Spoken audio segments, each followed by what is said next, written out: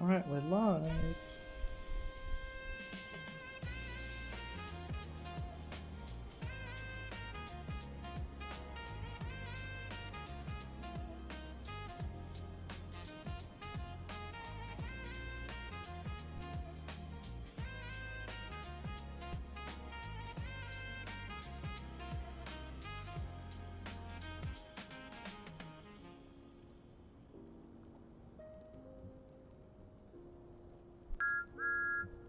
Hey, 24, hello. What time is it? Oh, thank you. Thank you. Under 1 minute, very nice. That's the record was like a second, wasn't it? It was like less than a second, I feel like.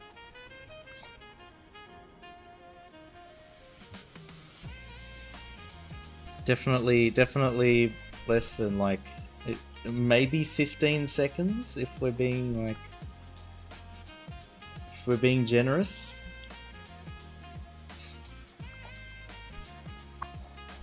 I hope you've been well. My internet is working. The power is restored. I blame Amazon. Come on, Jeff. What are you doing?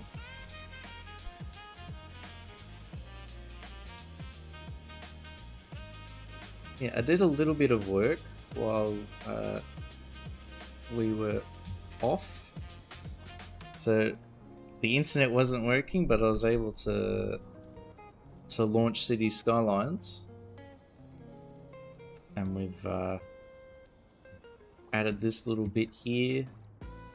And most importantly, this little water pump and dump scheme. Mostly prompted the AI to do my work and then reviewed it. Yeah, I even put a little wave thing to make it look like it's sucking up water. It goes into this holding tank and then up into this big one up here, and then gets distributed whenever it's needed. Very nice. Very cool.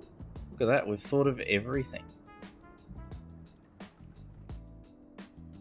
And I've even figured out how to add support pillars easily to this conveyor system. Hey, trash can, hello. Choo choo man.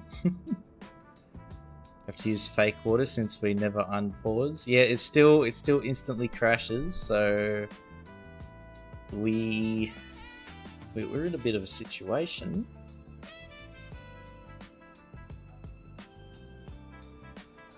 Where we can build, but we can't enjoy the simulation. But I'm sure there'll be an update at some point, and it'll all be fixed. Or I'll start playing Anno instead on stream. I bought it. I bought it the other day.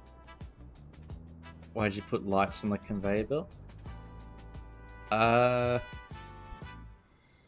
They're warning lights for aircraft. Huh? Never mind that we've got this giant thing over there. Do you buy that story? No? What do you mean?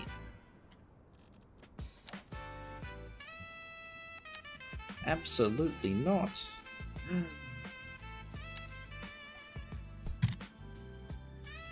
Let's ignore that.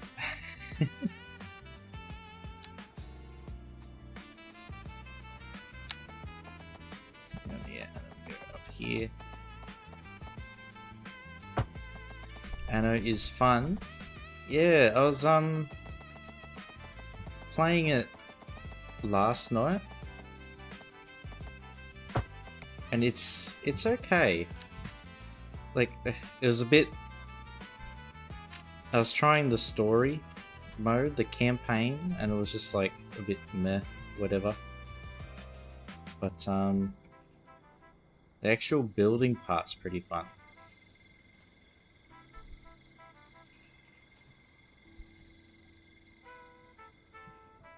I want to try, because I was doing the story mode, so I think maybe doing the endless mode might be a bit better.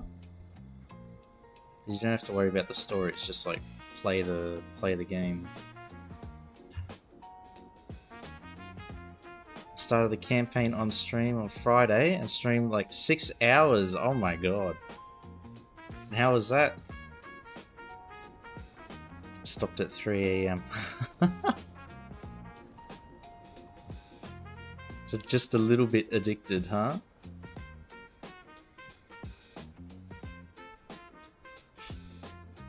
But the story is like, somehow we're best buds with the Emperor.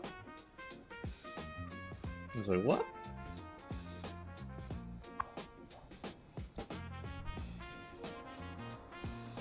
What is going on here?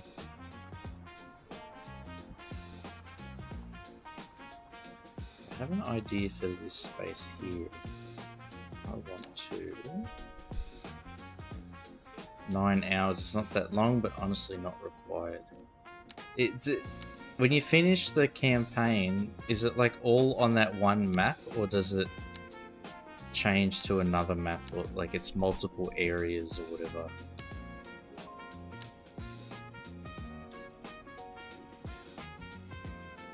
Okay, I'm now realizing putting planters down in the way I was thinking is probably not a good idea.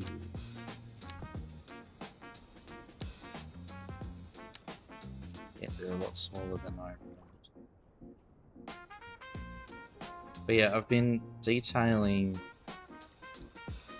a bit more for the cargo loading and unloading area, and setting up all the pipework and infrastructure. You go to Albion mid-campaign. Ah. You get demoted to the frontier of the Roman Empire. Congratulations, you now live in a swamp. Oh. You can continue gaming endless, but I just started a new one. Yeah, I feel like you get to the end of the story and then you're basically already at the end. You're like past the end game, I feel.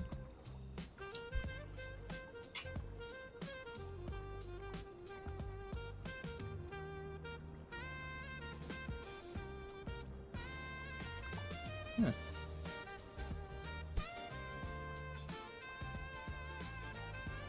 Woolworths has these cool little not Lego, legally distinct not Lego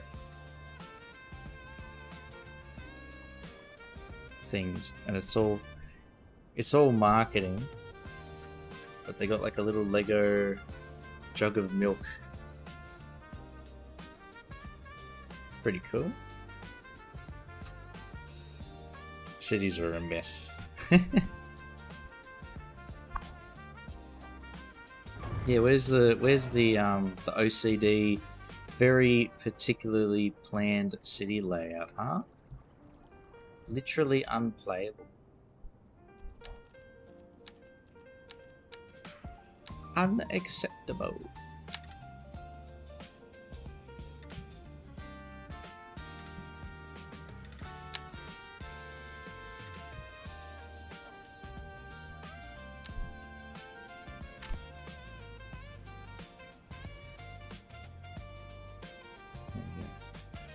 I honestly never plan a city. Oh my god. Oh, my heart. 24. What are you doing?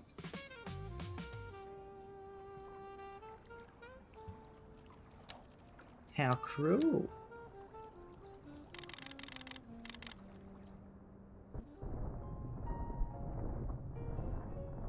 No, a non-planned city. What kind of bullshit is that?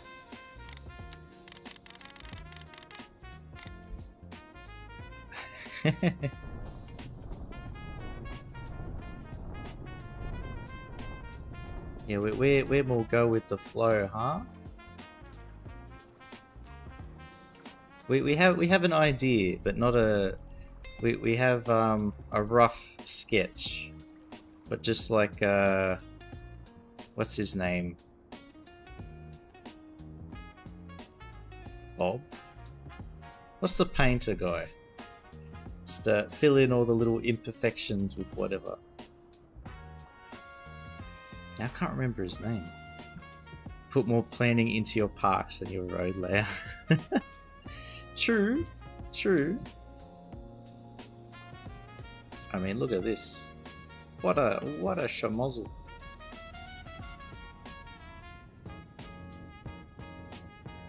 Meanwhile, Penn's Park down here is looking beautiful.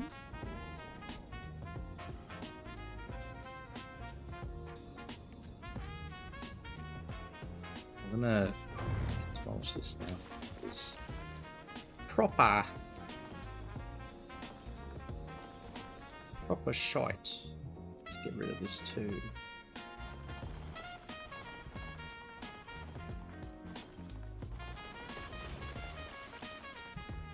Now that it's all not needed.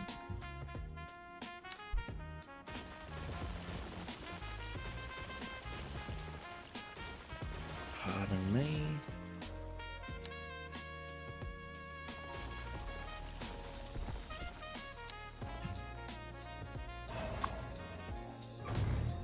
Get rid of this.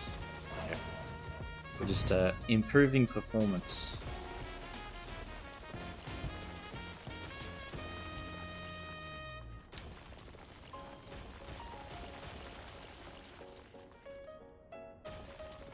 Boom, boom, boom, boom. And these little things.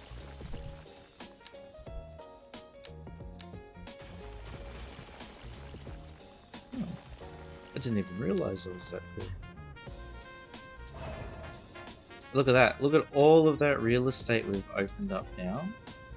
We'll try and fill this side of the river with light industrial, and this side will be filled with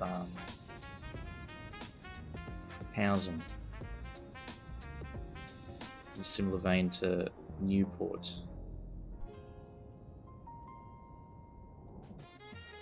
Ha! You can start a new map, you don't have to delete everything on this one. Cheeky. Cheeky. I've grown fairly attached to this map. Say hi to Peanut. Oh, Peanut! Sorry, I missed that. Hello. You choose me. There's a picture of a train on it. Hey, Peanut. Hope you've been well. Oh, my brain's a bit switched off. Must be. I tried. I've made. I went to Japanese barbecue a couple of. I think it's like 2 weeks ago. And. Hey, Shock. That's a Simpsons reference for if you're too young. You know, I was lucky to watch The Simpsons.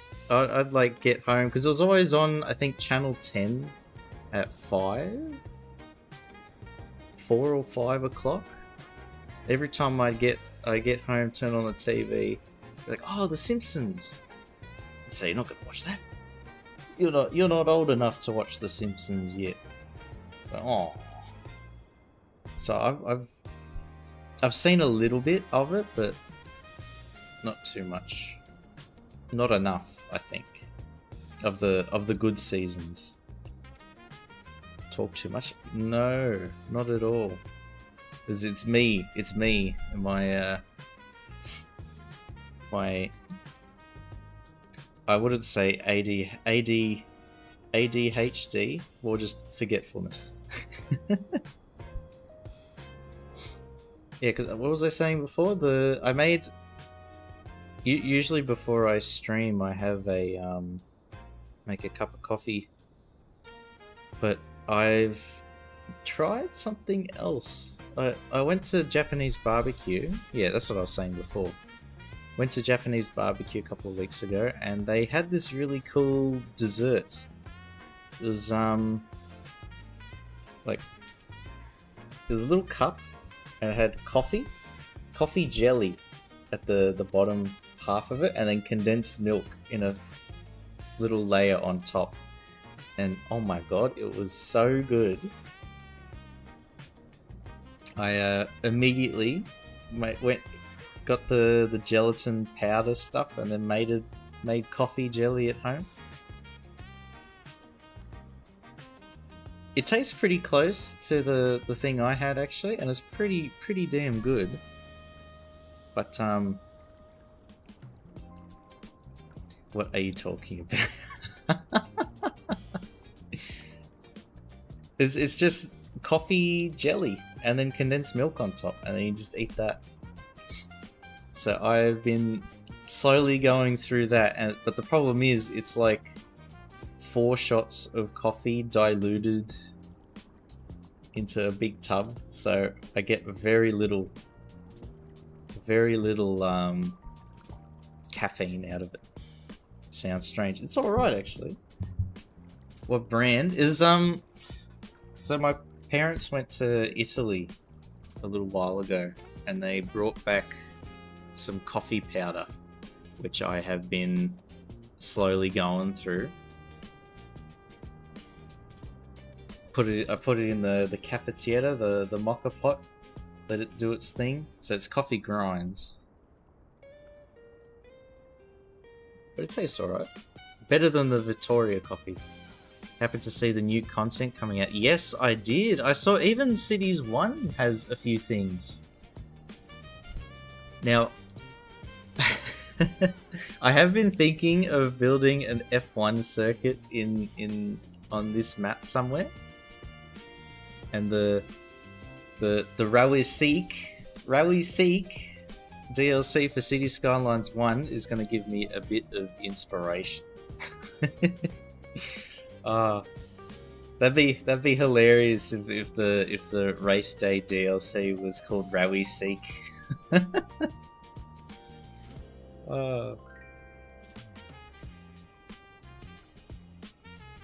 Hang on, let me.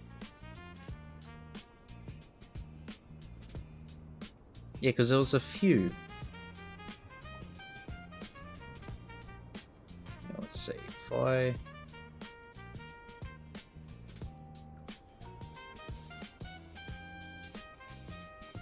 Okay, there we go.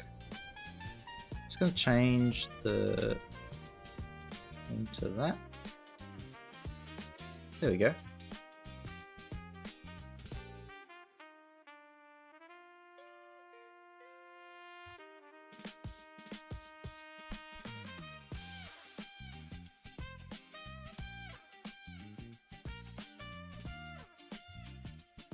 Oh my god, look at all of this.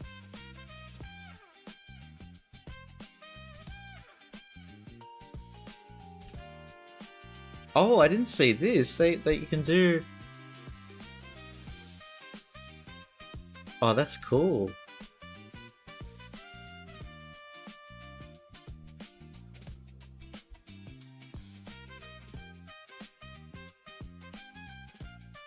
What is this? This is the new DLC for Cities 1.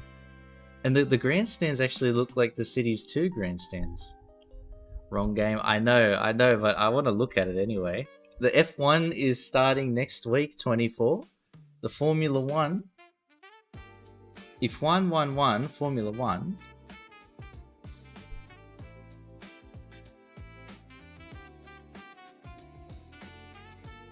So what's the blue? Is that like running lanes?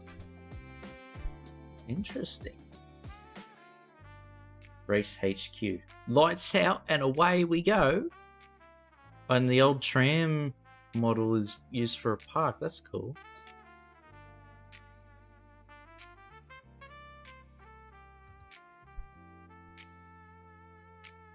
Oh, it's for parades. Oh, they've even got the sausage curbs and everything.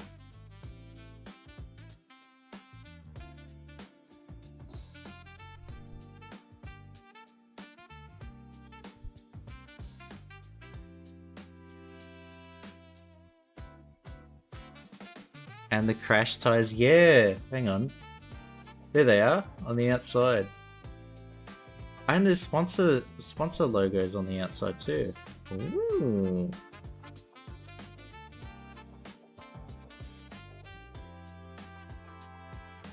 Well, there's the wonders of what are they called? I always think texture packs from the Minecraft days, but like the LUTs and everything.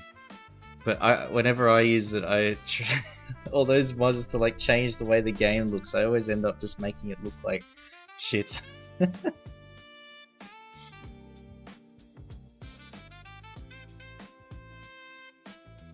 And you can change the colors of.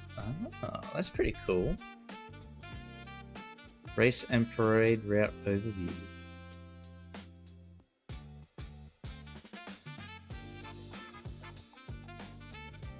Oh, the roads even get blocked.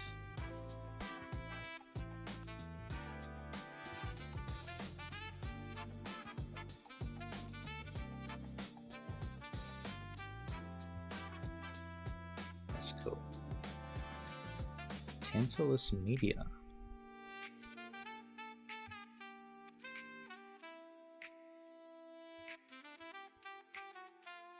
Iconic Brutalism. So this is Cities 1 as well.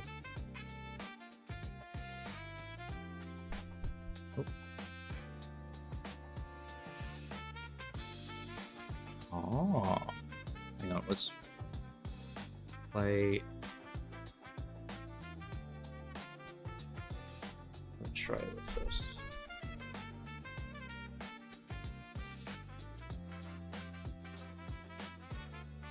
Crystalisto.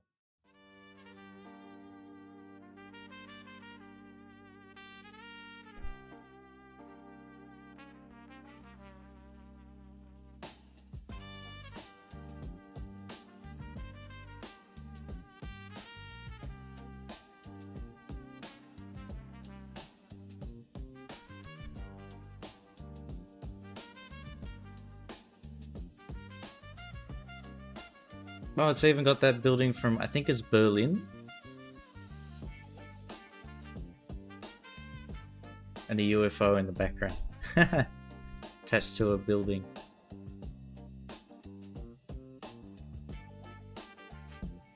I'll tell you what, when I look at these Brutalist buildings, they remind me a lot of Halo. I guess it's all the concrete. It makes me think of Halo.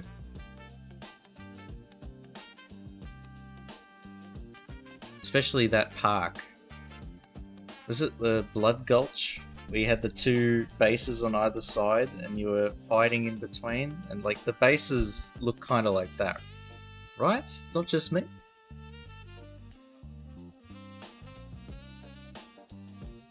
Oh, that's cool though. It almost like could like double as a bunker.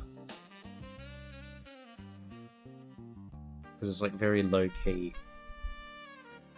This makes me think of Halo too.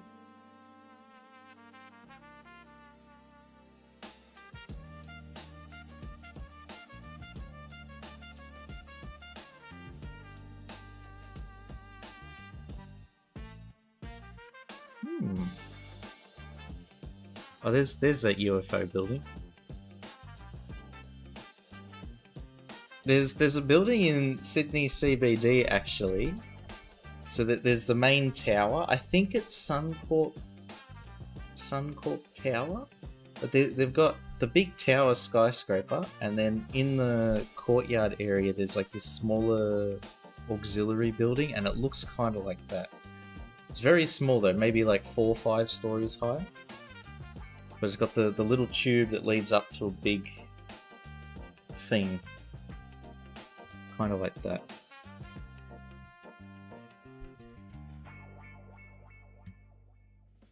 Iconic Brutalism.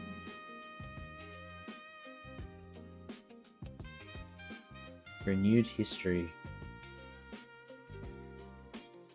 Oh, boom. Boom!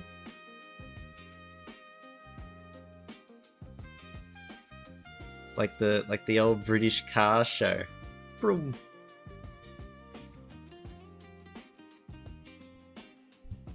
Renewed history. So is this like heritage architecture? Yes, it is. I see.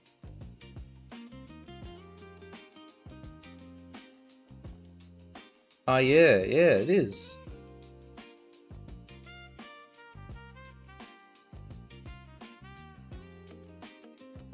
Is this a Frank Gehry inspired monstrosity?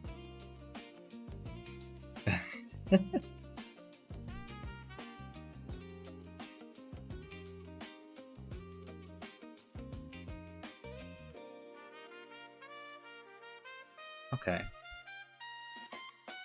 This one has my attention. This building here is like a very... this one actually would be more...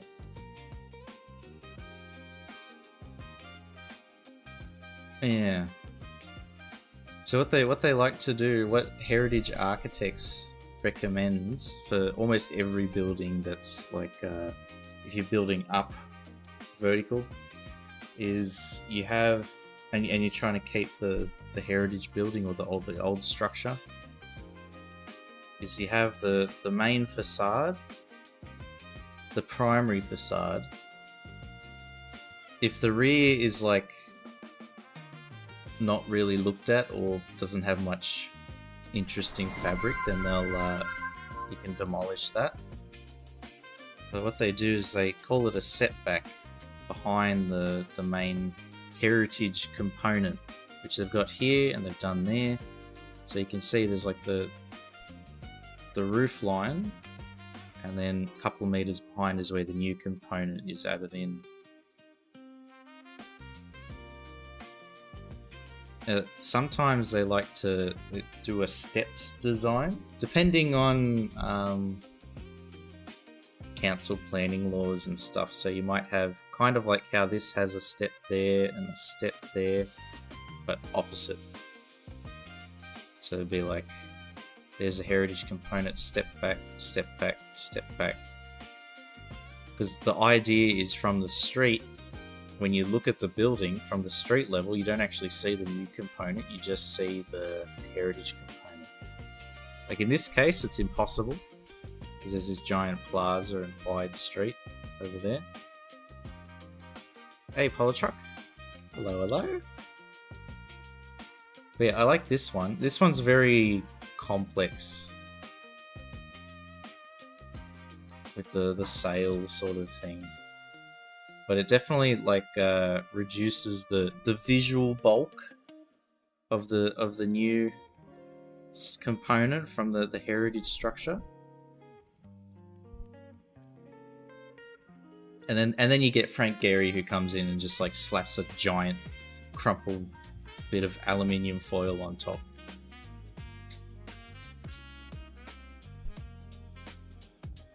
Now, this is still okay, this one. It's not as bad as Frank Gehry stuff.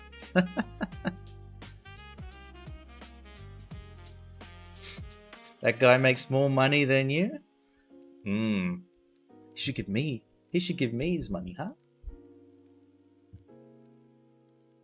This is aluminium foil. I know, he's a good salesman.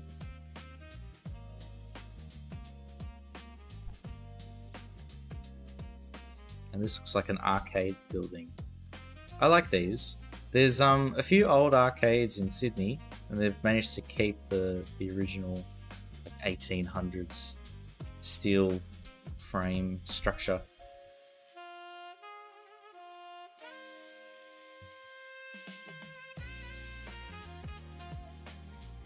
Here's a closer look at that building.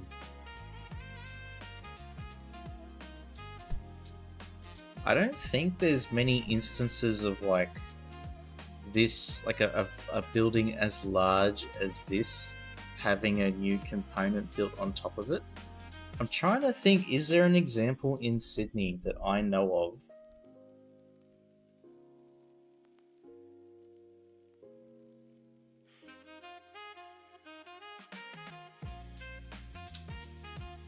I think the answer would be, hang on, I think I do know one. Google Earth.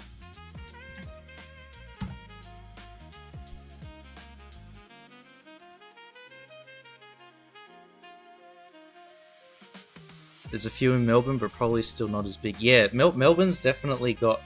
They're ahead of the curve in terms of like this type of heritage architecture. I remember I was in Melbourne last year, and I went to Prahran, I think it's called, and they had a ton of buildings that were like this. Not as massive, but maybe that height there with the old component, but it's a lot smaller. Tax scammer hit me today. It was a new kind of thing with phone notifications. Oh, was it an AI tax scammer? I reckon once they start using those with the more realistic voice, they're gonna hit a lot of people, catch a lot of people out. Was it me?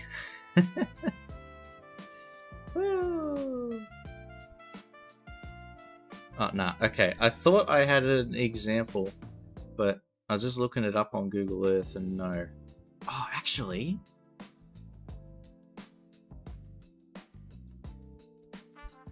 Okay. Good thing I was looking around there, because there is one example that's like kind of close.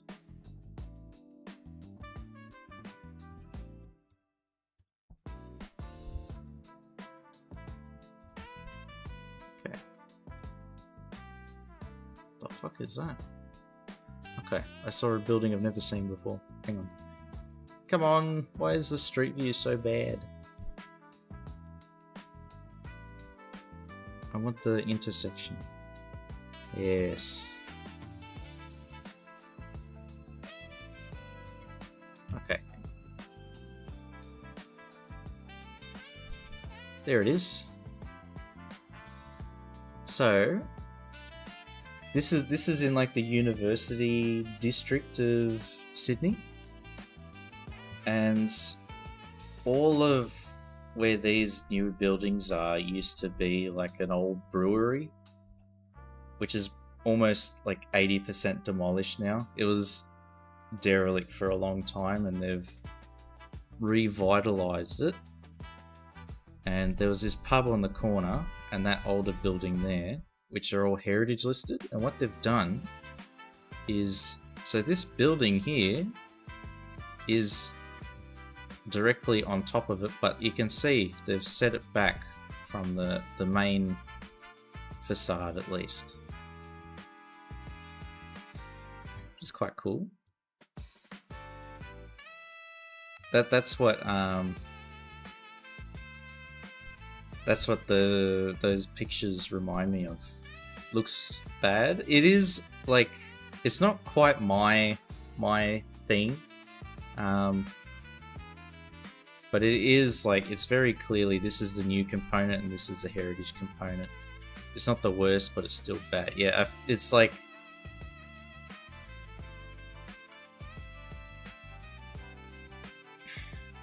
how do you say? I feel like it needs bigger windows.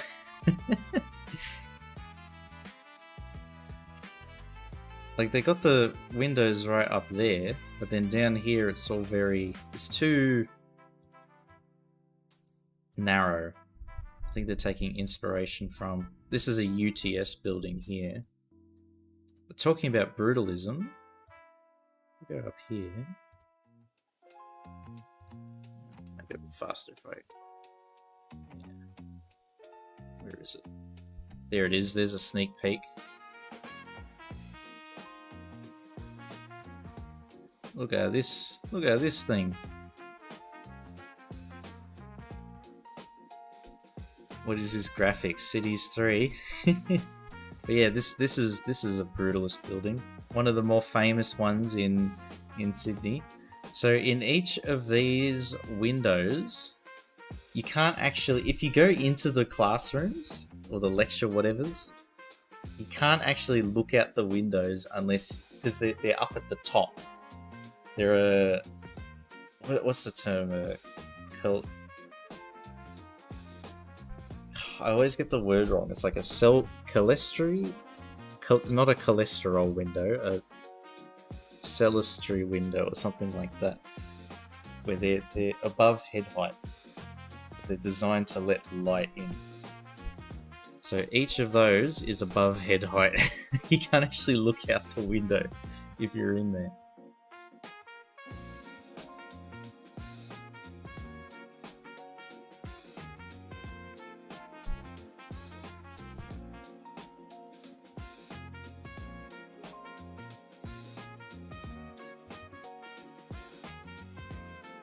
But yeah, it's.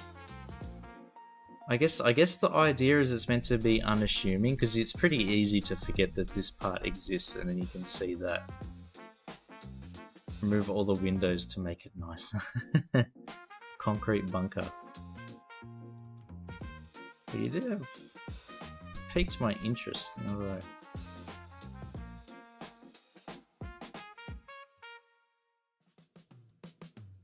Yeah, it's like overhanging, so you can see that it's detached.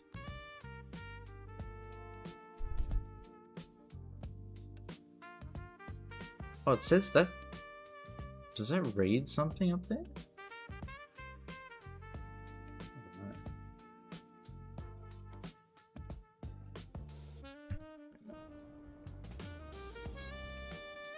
Alright.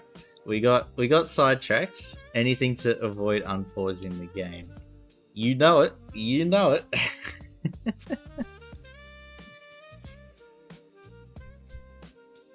Play around a GeoGuessr. I wonder. I think my you buy it, you don't get it for the forever. You just get it for a year, which is a bit poopy. But this is a good example. I like this building. It reminds me. I think there's the Chinese embassy in London. I think this design was a bit controversial because it's meant to like shutter in time with like the position of the sun, so you can get shade.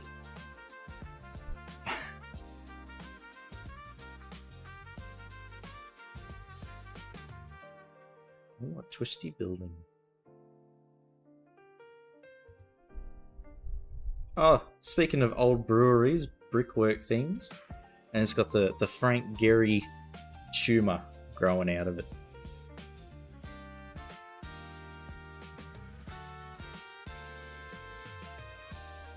It's not a tumor.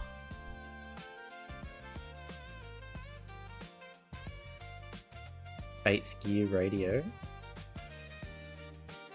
And City Skylines 2. Sky Rail. Hang on. Can we get it to? Can we listen? Do they have a tune for us? A little sample? No. Oh, that station looks good though.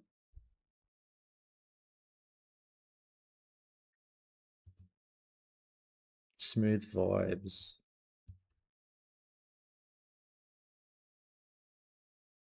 Office Evolution. Create a pack. Oh, this is interesting.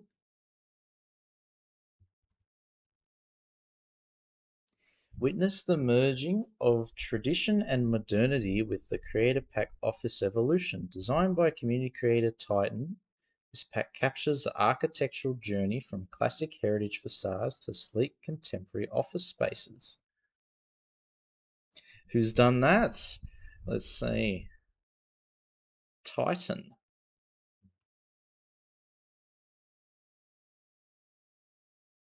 Evolving from stone-clad offices of the 19th century into glass and steel of the 21st. Ah. Who did the stations one? Alright, hang on. Oh. Who That is interesting. I thought that was. I tell you what that reminds me of. The first thing that came into my mind when I saw it was the Pokemon Kabutops, I think it is. Kabutops? Kabutops.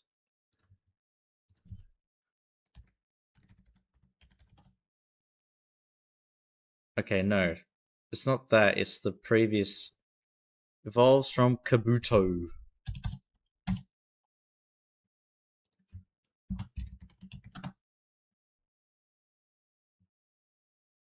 There he is.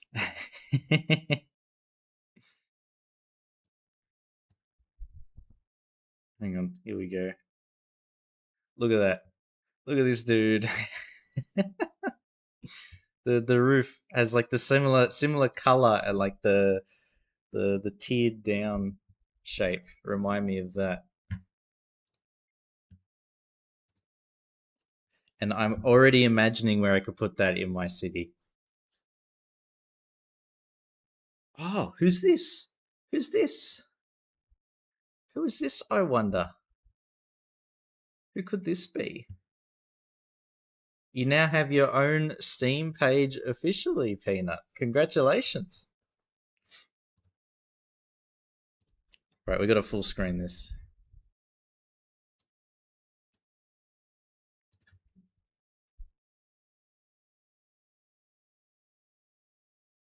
Third time.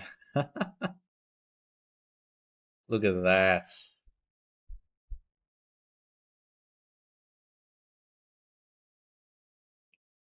A curved platform? Holy shit.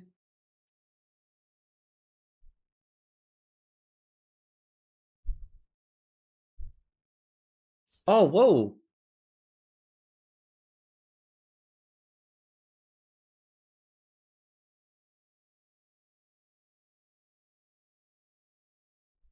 Oh my god. Wow, these are actually, yeah, they look amazing, dude. All of the different, like the curved platforms, and the tram had like a siding there. Wow.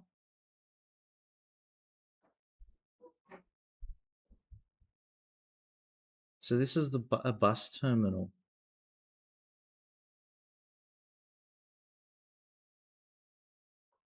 They come in this way, so they like drive along, come here and turn in, and then drive out on that side. Okay. Oh.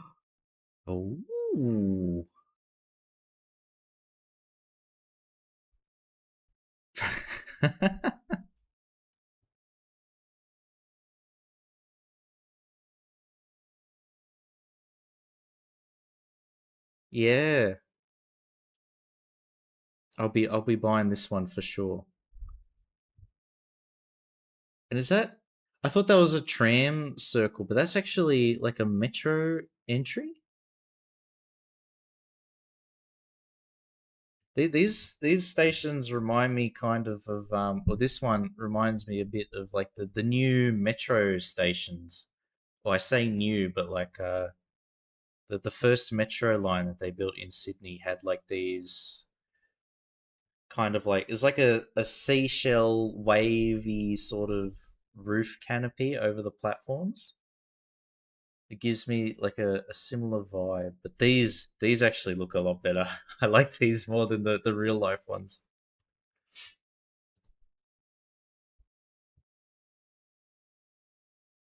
Oh, and the pedestrian. I saw something about this. Oh, what is that? Is this another bus terminal thing? Yeah, it's got a ramp down. So this is like a.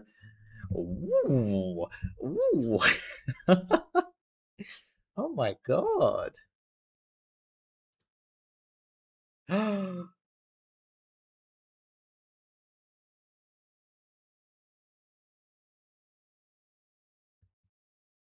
Wow.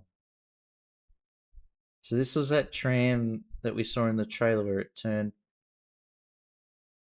Oh, hang on.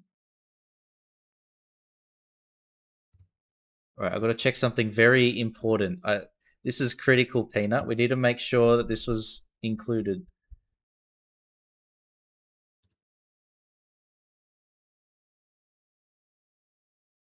They're driving on the right hand side. They're driving on the right hand side. They're going the wrong way. They're going the wrong way.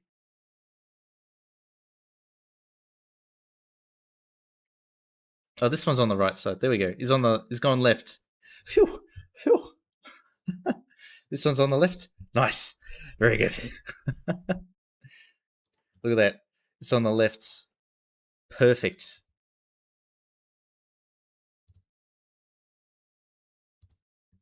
That's how you know it was designed by an Australian. But this is really cool. I like that there's like a siding that's been incorporated into it. And it looks like it's multicolored. Hang on. Purple, and then there's like a yellow green color. Ah.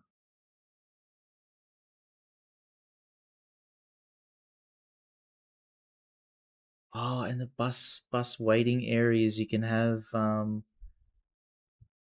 Ooh. Think it's just a glitch from the city creator.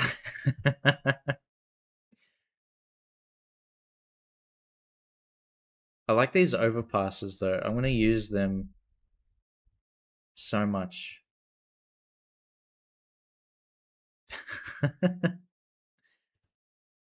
Everybody else is in the wrong.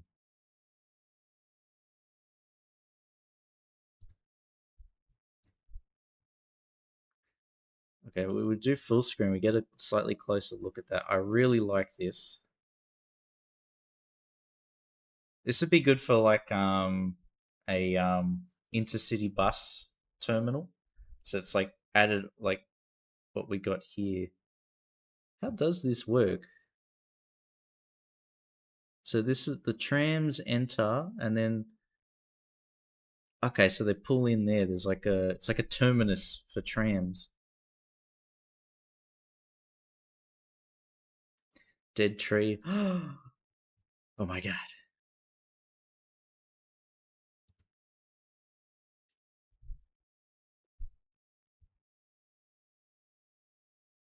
And there's that waiting area.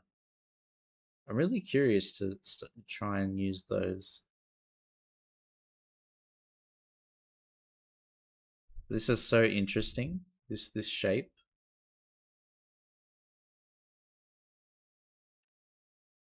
On the 7th screenshot, you can see where the middle stair is added. So it means you can get rid of crossings for tram stops on the median and use the overpass instead. Hold up. Where? Ooh. Oh, this is a bus. Like a maintenance facility. This is cool. 7th. Okay. Middle stair is added to one. This one here. Get rid of crossings. Mmm.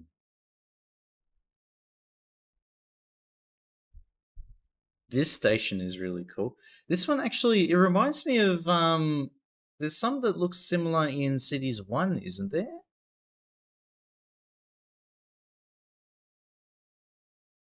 Where like the walkway up sort of zigzags and it rises up to the overpass, which then you can walk down to access the platforms.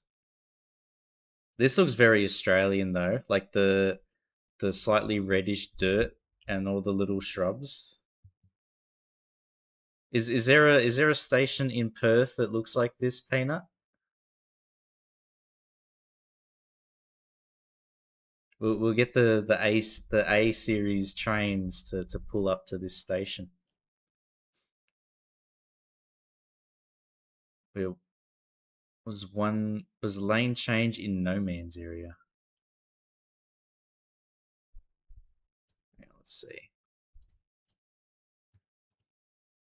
Copy.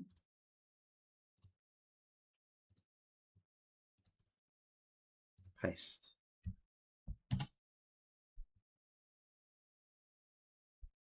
Bang Sai Yai Mwang. What the hell?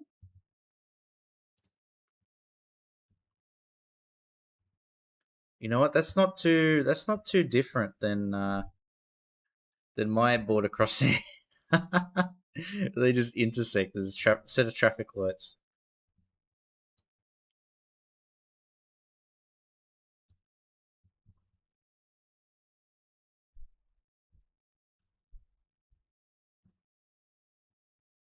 Where is this in relation to? It's just literally the middle of nowhere.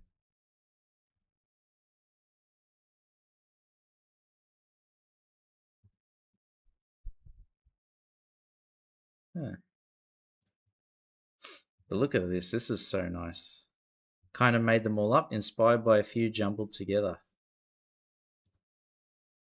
This is real. I really like the you've got all the terrain interacting with each other. So there's like raised bits and lowered bits, and it's all part of the asset.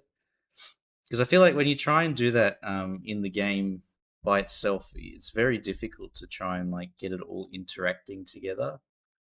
So having this there is like chef's kiss. Mwah. Perfect.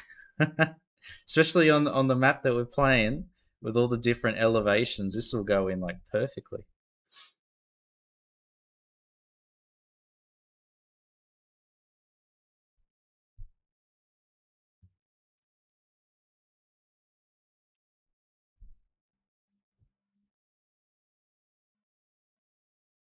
And these bridges will go really nicely with a lot of pedestrian infrastructure that I've been making.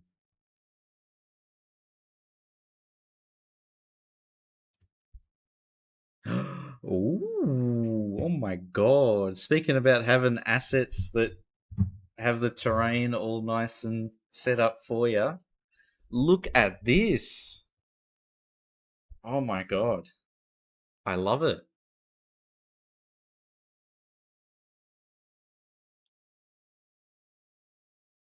Holy.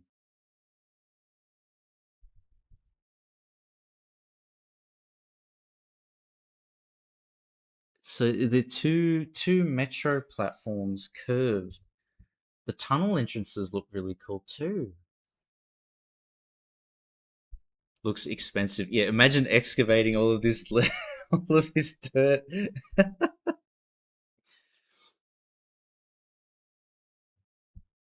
Train stations pack are made for CS1. CS1, Cities 1, the Metro Plaza that everybody likes placing. Yeah, yeah. This I feel like is even better because I remember the Metro like the square thing with all the holes down to view the Metro lines. I like this even more. This one I think is a lot better.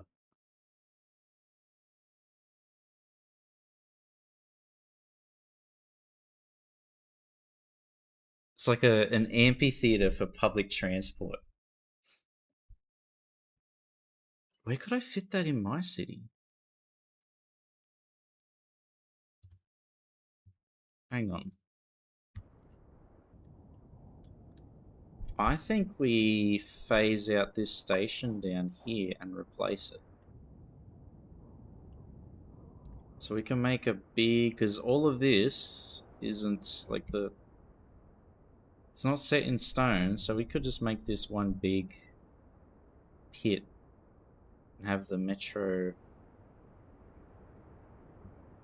line interact there. Hang on. So that pack is metro, but not train. So if we need a train station nearby. Hmm.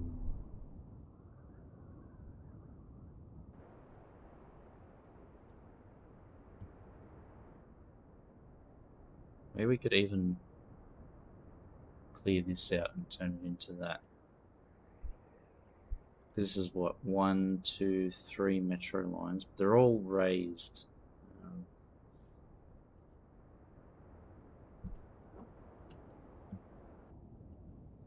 Now we could turn this area into a metro thingy. Hmm.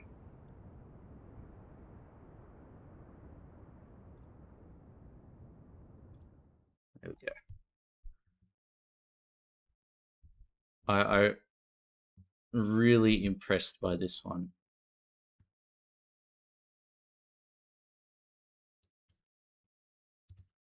Oh, and the overpasses you can select the type of roof because I think there's these ones and then there's like this glass roof there and then no roof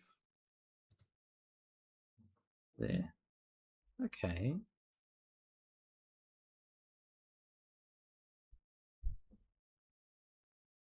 I think you call this like the eye station or something like that because it looks like a big eye.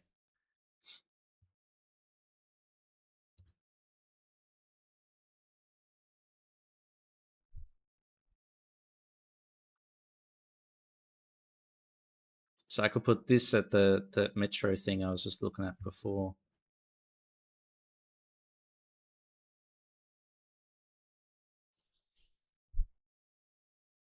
You got like the old viaduct and then the new station concourse above.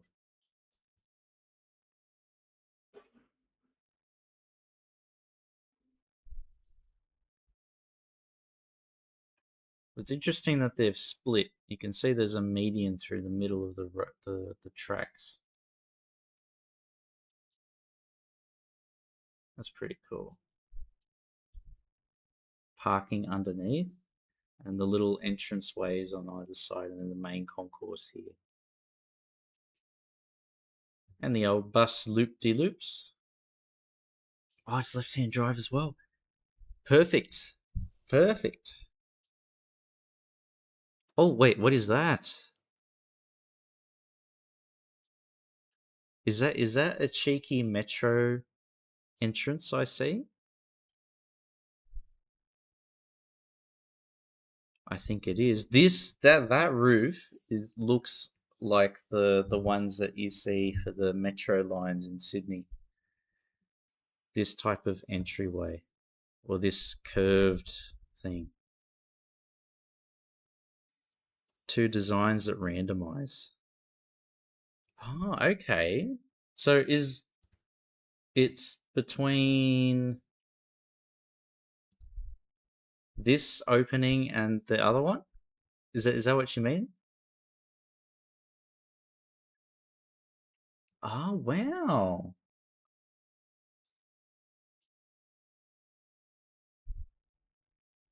And I'm looking at that suspended pedestrian bridge and I am in love.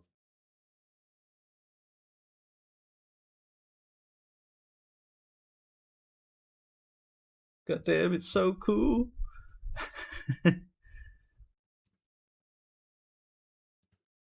Most of them do it. Oh, wow.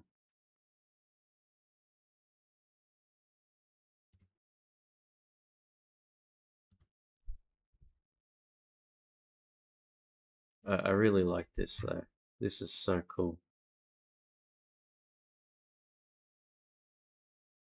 This is the perfect example of like train stations also being like a public gathering place, not just as area to gather to go from A to B. It's like I'd spend time here.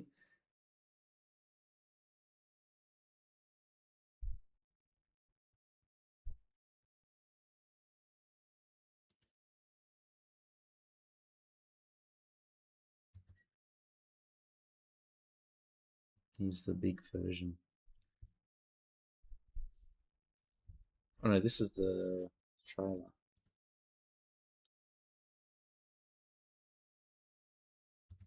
Oh, we saw it. Hang on.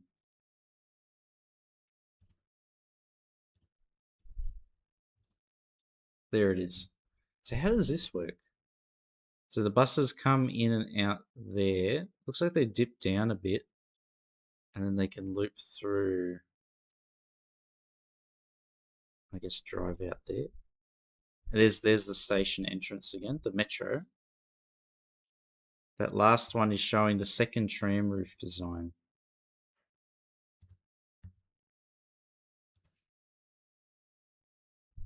So this is a depot.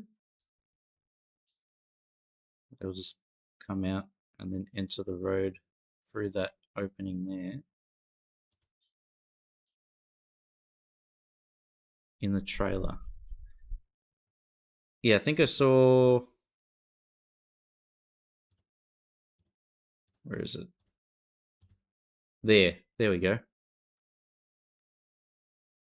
Yeah, so all the roofs also change.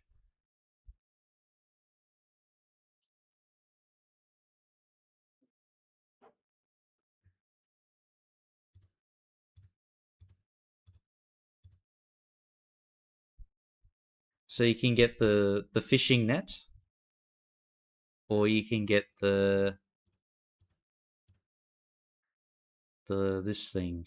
It's like an artist's palette, you know, like they put their thumb through the hole there. Yeah, that's really cool, actually. So you can place the same asset and it'll always like feel different, which that makes it even more usable.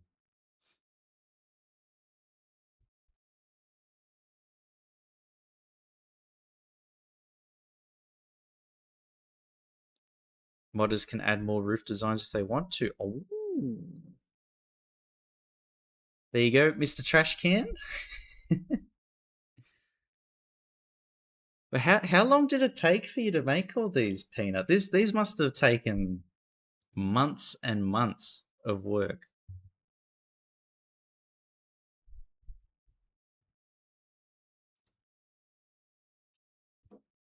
A bit of time, just a little bit. Quite fast though. You're like designing this roof. I guess if you figure out how to do it once, the next time gets a bit easier. But like this is a very complex shape, and I like the clock tower spire. Very like postmodern style is really cool. Much easier and faster doing made up designs and not trying to do one to one replicas. Yeah, because then exactly. You can take bits and pieces, and you're not like too worried about trying to. Because when you're trying to do one to one, you always have like that thing in the back of your mind, like, does it look does it look good enough? And the answer is always no. So when you're taking bits and pieces and using your own imagination, it's a lot easier. It takes way too long to get replicas right. Yeah. Notre Dame took me way too long, and I was never happy with it. Because like there's all the surrounding buildings that you're not like fully aware of it, but it like contributes to your image of what Notre Dame is and what it looks like.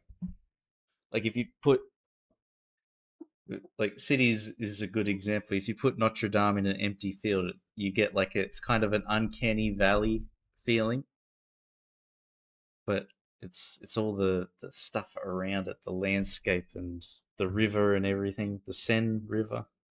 It all like contributes to the feel. So, are these roofs interchangeable as well? Because this one, it looks like it's a really large structure, so I imagine it might be one roof type. The landmarks, yeah, the landmark ones have fixed designs. I love how there's this.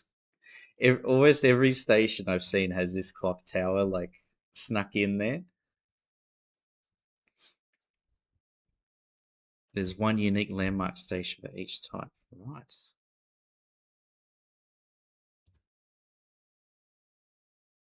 The fishing net.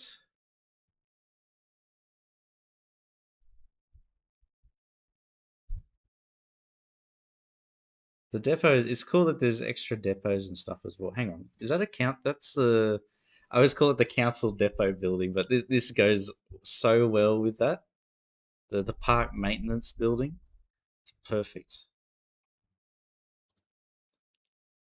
See what's special about the clock. Ooh. Okay.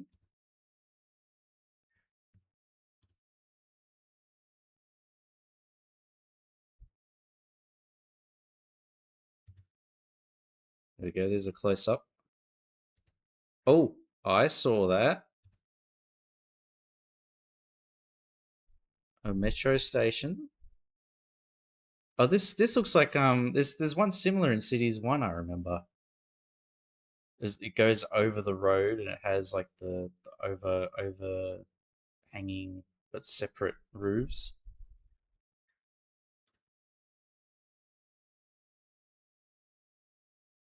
Beautiful.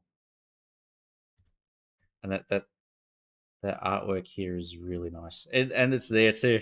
All right, hang on. I want to read this now. Made the Cities 1 versions too. It's a bit of a previous experience on the resume. Let's see this. Make your city feel connected with the Creator Pack City Stations. Designed by the one, the only Peanuts. Bad Peanuts. This pack expands the variety of transit infrastructure available for your metropolis, featuring a selection of stations for your bus, train, tram, and subway networks. The pack introduces new landmarks for your citizens and lays the foundation for a transport system that is both efficient and beautiful. Yes. Included in city stations by Bad Peanuts. Helsinki Railway Station. The request is coming in here. 22 service buildings. That is a lot, dude. 22? My God. Oh wow, 22. That's a huge amount to do. And you've got the modular roof designs as well. My God. That would have been a lot of work. Expand your city transport network with a range of new compact depots and rail yards, a selection of stations with alternating designs, and 4 landmark stations. These buildings feature modern designs and have upgrades that form multimodal transport hubs. Oh yeah, that's the magic word, multimodal. I remember in Cities 1, the multimodal, the hub transport buildings were my favorite. Oh yeah, good call. Where's our music?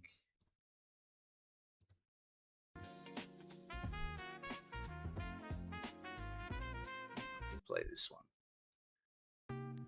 It's a dog with a tie and Sunny's. There we go. Music's back. So we've got a compact bus depot, compact rail yard. Ooh.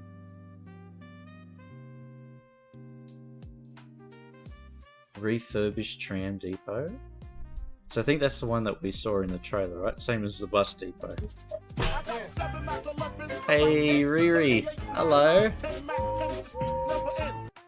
You're here for my pickles, huh? Oh my God. All my pickles. Don't steal the pickle juice though. I'm gonna follow that YouTuber's the redneck YouTuber's recommendation. Was it Pepsi and pickle juice? Delicious. Hi and bye, Riri. Welcome in. Thank you so much for the raid, man. Hope you had a good stream.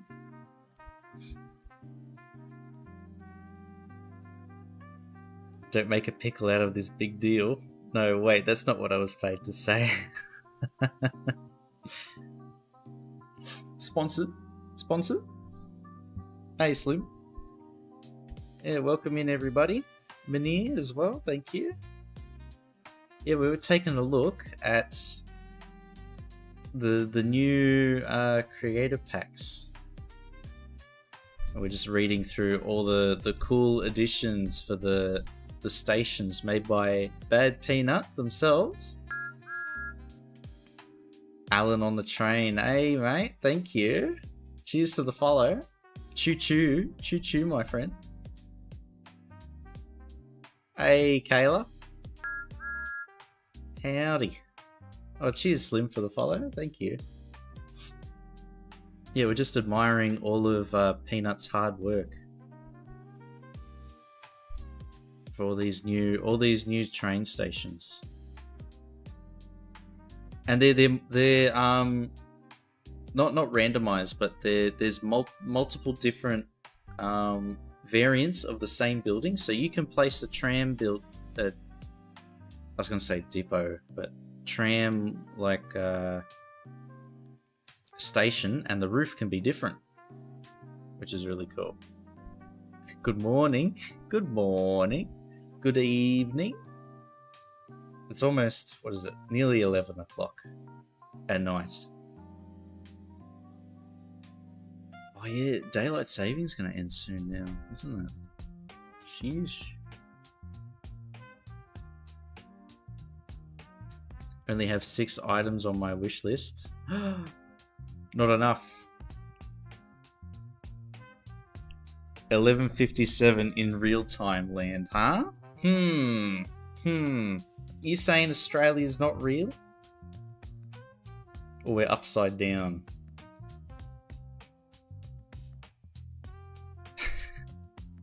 Pack looks amazing. Yeah, it does. Even like it comes with all these pedestrian overpasses, and there's variants for the pedestrian overpasses too. So you can have like this roof.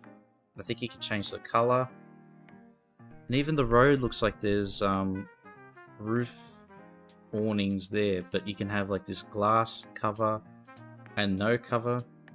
Is so cool. Saying Greenwich invented time, all the rest is fake. Greenwich mean meridian time. I think that's what they say, right? We should all use UTC time. No, we should all use what is it? Australian Eastern Standard Time. Plus 10 hours from Greenwich. Greenwich Meridian Medium Time. Propose this at the next UN meeting. We can put forward the motion. Yeah, I was saying, I really like this station. It's like an open cut pit with the metro lines in here. I'm imagining in my head, like there's no way that the government would have excavated, or whatever company would have excavated all of that dirt. I'm imagining maybe it used to be a brickworks or something, like a brickwork pit. So I think if I was going to build this, I'd have like the remains of an old brickwork factory or something off in the corner. We have a patented trademark you can't have any other times. Not even plus 10. And the metro opening roofs. So you can upgrade this station to have a metro opening, and the roofs change too. So you can have this shape, or there it is. You can have this kind of like glass dome over the top. AEDT, Australian Eastern Daylight Time. AEDST, Australian Eastern Daylight Savings Time. Can we add more letters to the abbreviation? Four is rookie numbers. We gotta add numbers to that one. If we scroll down, so there's 22 service buildings that are included as part of this set, which is already huge. Yeah, see? Selection of stations with alternating designs. How good is that? And lots of compact depots and yards, which is very appreciated. Getting 4 new DLC packs for CS1. Yeah, we were looking at them before. Rewy Seek? Rewy Seek? Can we get Lewis Hamilton in City Skylines 1, please? Australian Eastern Daylight Saving Summer Daytime Time. AEDSST. Nice. Wants big sunken station, so he demolishes all buildings that are already there and excavates the site for the station. I see. Straight out of what's that game called? Workers and Resources. I think that's the name of the game, right? Small city bus station, large city bus station, city center. Okay. Sunken bypass train station. So that bypass would be this one, because you can see there's the middle lines have no platform, so that's for trains to zoom past.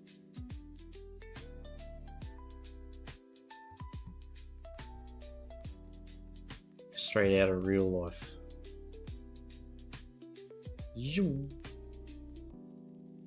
Elevated bypass, which I think is this one. Oh no, there's platforms there, so it's different. There's even more that we haven't seen in the trailer. City Central train station, which is the big one that we saw before with the like waves. And I think it's even got like you can see it there. So I wonder if we can spot it in the trailer. Here we go. We got to watch the trailer again, I mean.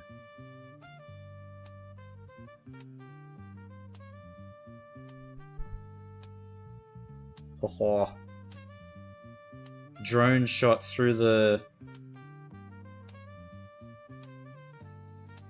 Okay. I thought this was a separate... Right, so there's the pedestrian thing, and then it's got like a park over the top. So this asset is massive.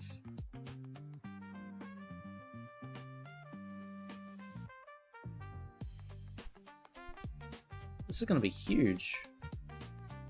So this is like one half of it. And then this is the other half. Upgrade as the island platform. So it changes from bypass to full. Oh, okay.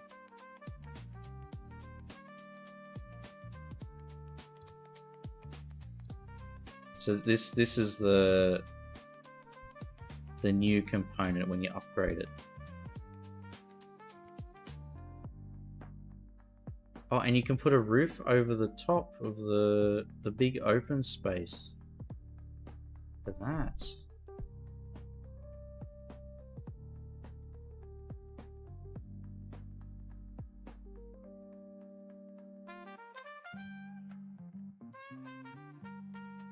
Oh my god.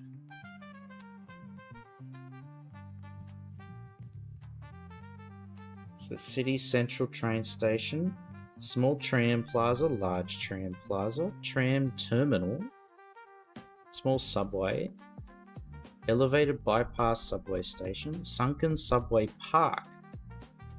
Oh, that'll be interesting to see. A subway park. Is that the same as... Oh, that's that lowered area that we was talking about before. Small pedestrian overpass, medium pedestrian, large, and extra large. Oh, extra large, huh? Right.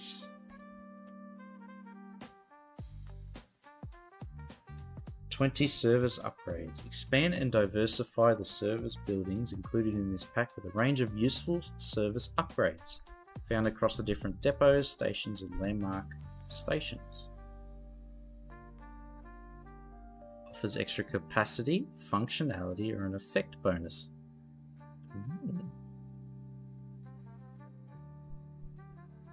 Oh, here we go. 14 props.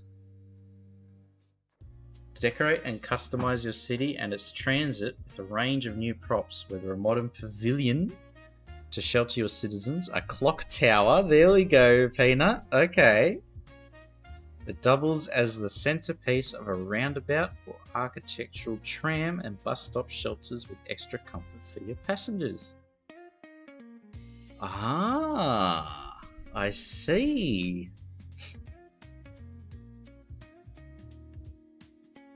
As we were talking about before, how we love this clock tower design. It's really, really cool, and it's reminds me a lot of like that Australian postmodern architecture. A lot of steel, painted steel, and glass panels. Very very reminiscent. Oh, cheers, Alan. Thank you. So I'm going to be using that prop everywhere. Public park, completely unrelated to public transport. I'm going to put that there.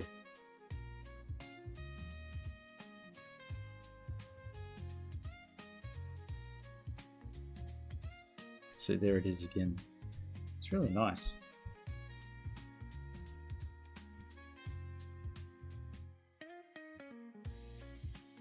Thank you so much, Peanut, for making this.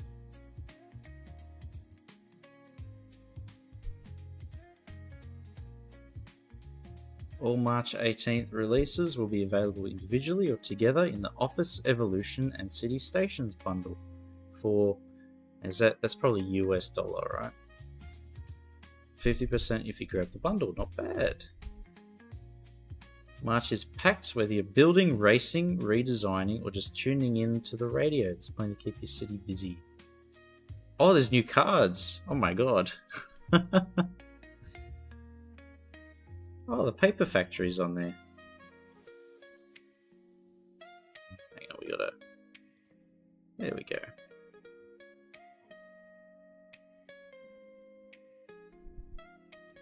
Now there's this one. We haven't looked at this one yet. This one's by Titan. Let's see what there is here.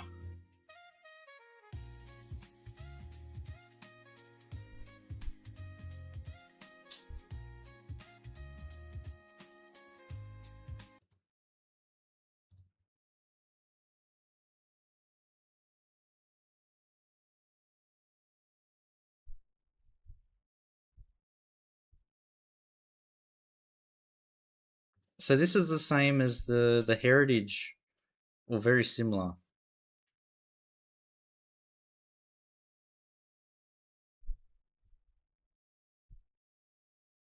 Heritage Reimagined. Oh my god.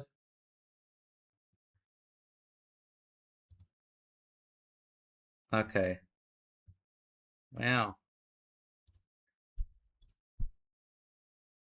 So there's a similar pack that's coming out for Cities 1, where it's got like you have the original Heritage structure and then the new components that they build on top or behind or wherever, attach it to. I did a lot of this in my old job.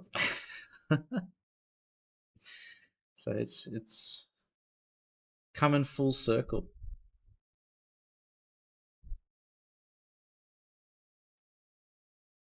City Skylines is what got me interested in construction and architecture, and now the game's even doing the stuff that I used to do.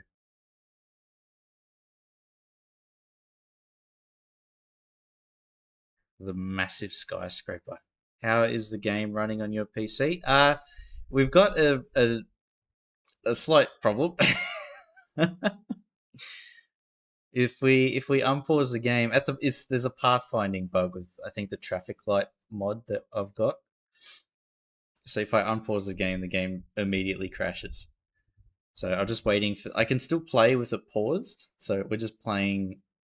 Yeah, it's okay when it's paused, but if we unpause it, it crashes. So I'm just waiting for that mod to get updated.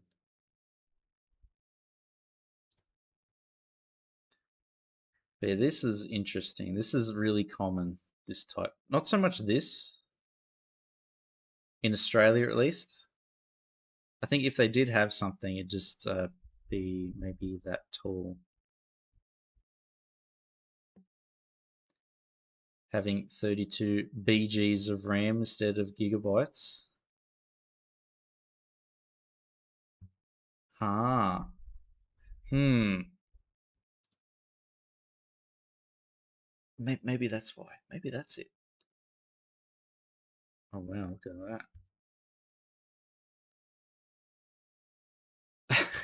This feels like a cop out.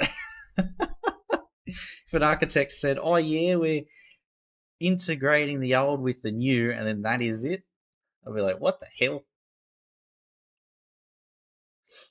Typo? Typo? Maybe.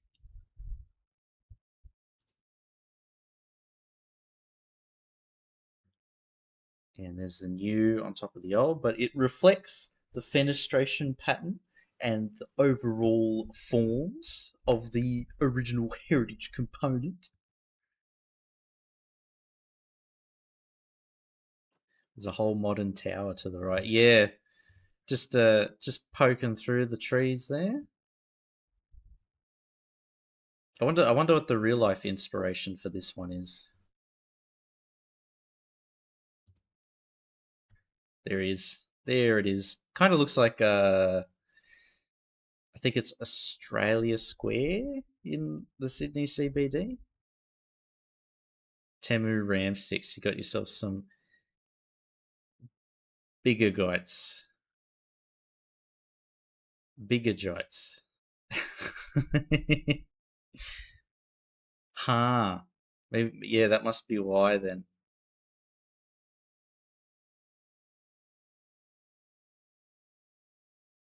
Oh, there's a new asset here. It looked like the buildings as they level up, like half the facade gets replaced with the new stuff. You can see it. So this is like a lower, maybe level 4, and then this is a level 5, perhaps. Perchance.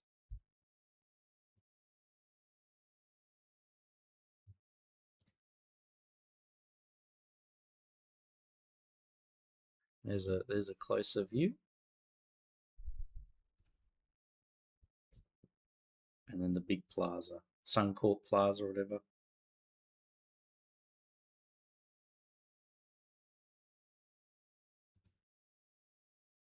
Oh, they light up at night. Wait, what is that? Insta LOD.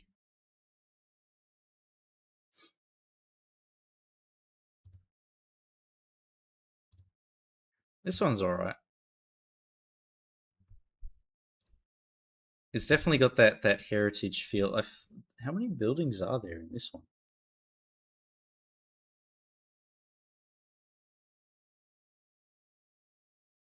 Yeah, so captures the architectural journey from classic heritage facades to sleek contemporary office spaces. So do we get the 1950s international style with the asbestos sheeting and the crappy rectangular windows just plastered over everything?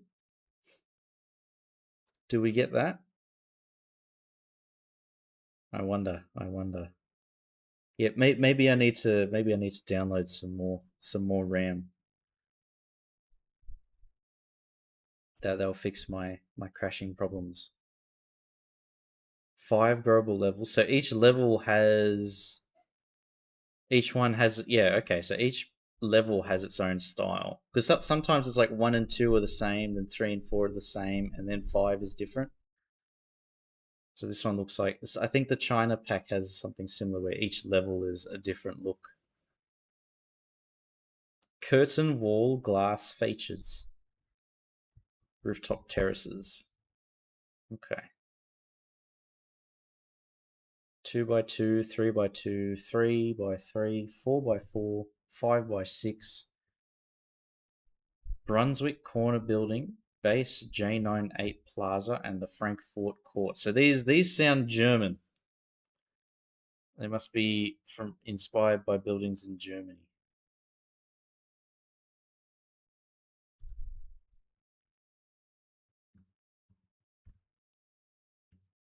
Because this one's similar, but this is for Cities 1.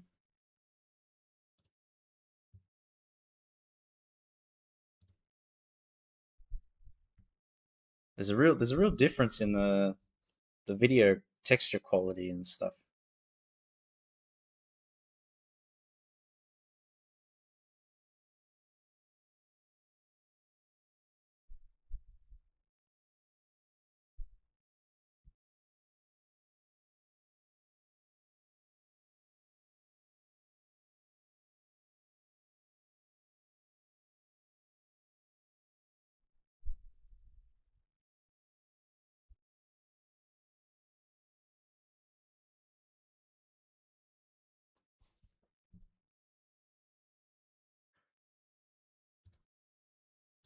Yeah, this is a good example where they've got like the slightly recessed the setback element, where the new components set back from the old. So from the street, the main thing that you see when you look towards the building is the actual the heritage part rather than the new part up above. Cow the kangaroo. Oh my god. And then yeah, we'll say before you. Then you got the Frank Gehry shit above it. You got this nice classical, neoclassical museum art gallery, and then whatever the hell this is on top. I've just noticed this one. What is that? It's like a big sail suspended above. Interesting. I don't think I've ever seen that in real life.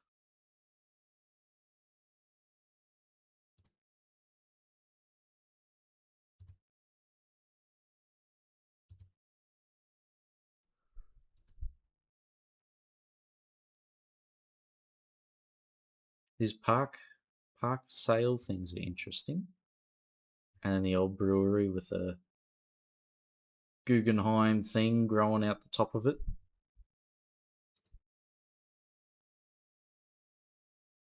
Then this is very classic. New with the old. It's done tastefully. So what do we have here? Broom. 7 service buildings, 11 unique, 10 parks, and 22 props. That's a lot of props. My god.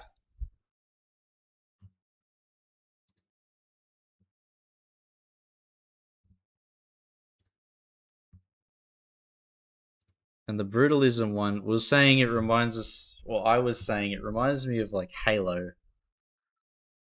All the concrete.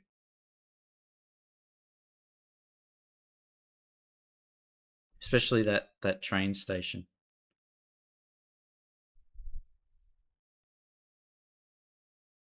Hey, Gizmo.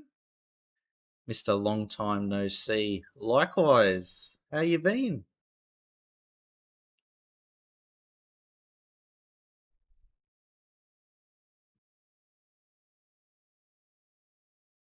And that building's from Berlin, I think.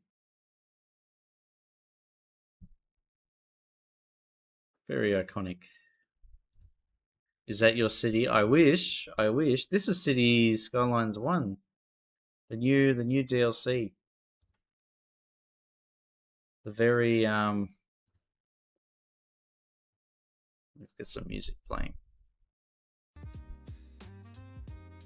There we go.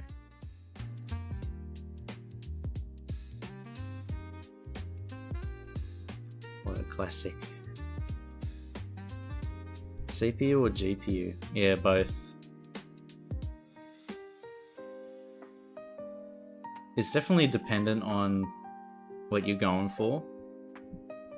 Like Cities 2, the simulation, there's a lot more stuff going on in terms of like things to compute compared to Cities 1.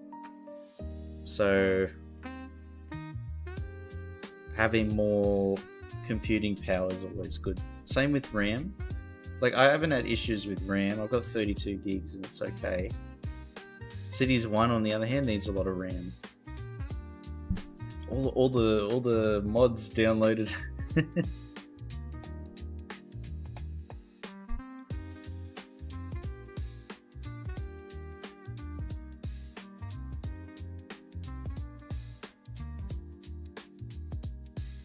Look at this. Lights out and away we go.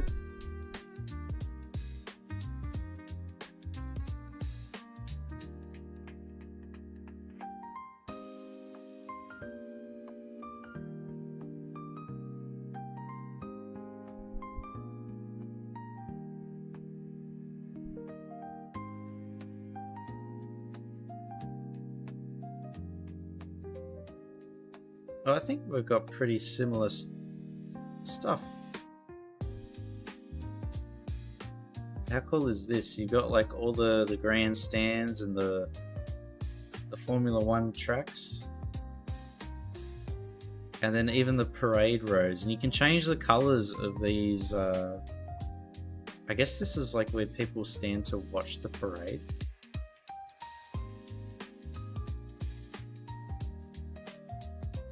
Race HQ Rowie Seek. Look at that.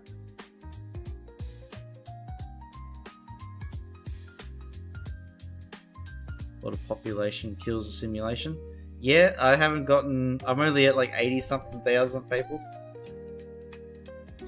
Did you build your PC or did you buy it?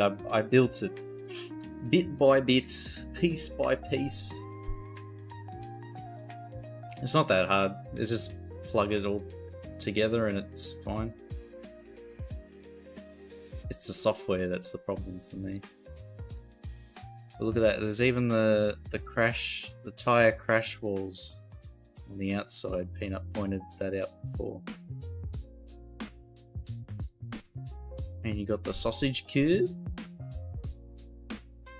Yeah, you can change the color of the... What is that called? What would that be? Just like the viewing area.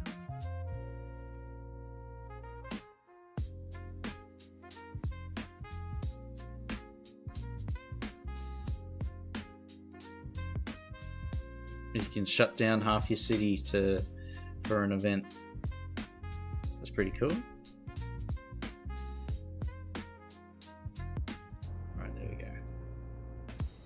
Maybe I should go back to Cities 1. Oh, I feel like Cities 2 just looks so much better.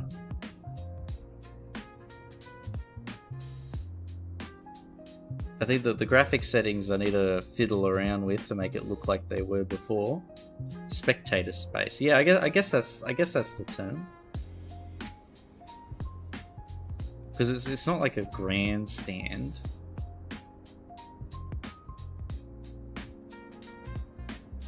You just need to have somebody rocking up with a camping chair and a tent like 3-4 nights before the event starts so they can get their prime seating.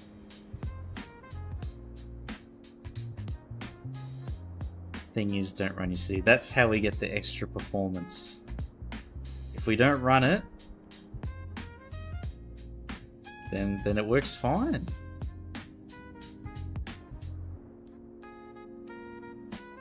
Yeah, we've been working on this border area for a little while now.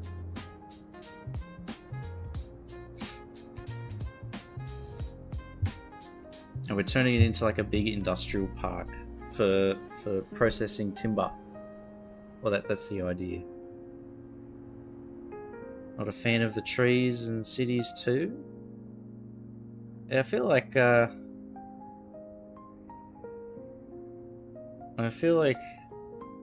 you get used to these trees. I like that they have more noticeable life cycles.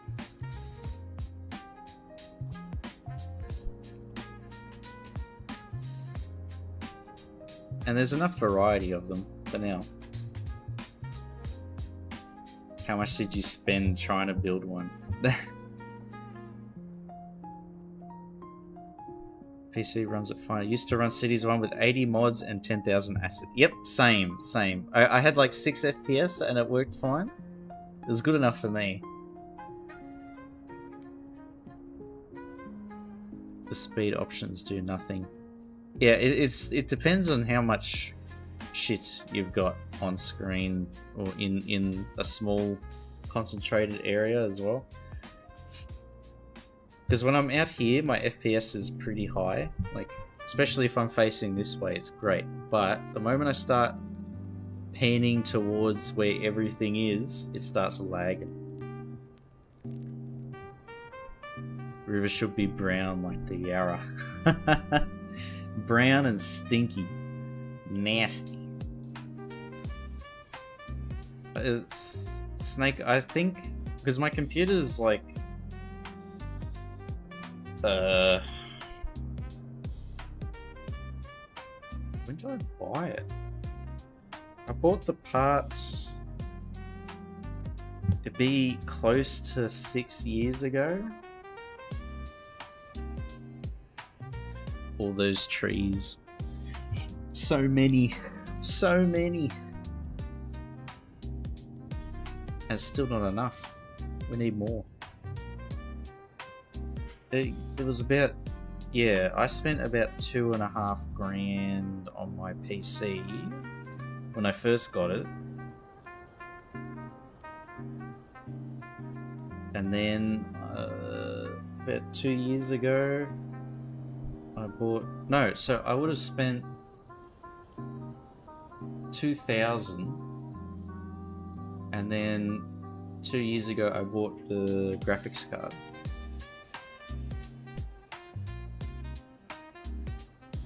Even upgraded my PC, it didn't really help much. Yeah, if you got... When I've got like the streaming software and everything running as well, and that's like sucking up a lot of resources. So it's very easy.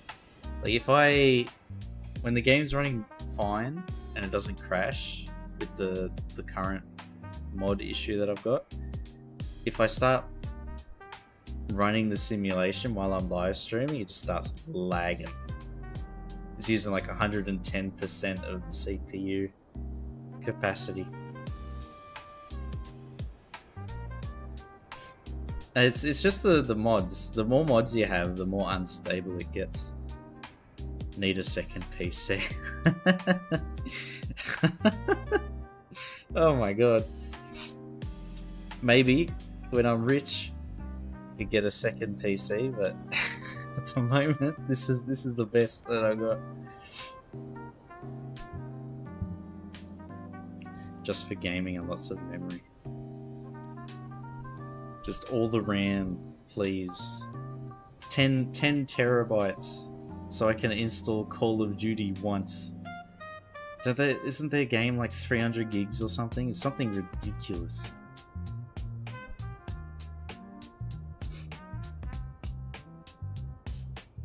Even bloody Fortnite. I had a mate. We're gonna give it a go. We played it years and years ago. We thought we'd see what's changed, and far out, it was like 160 gigs. No thank you.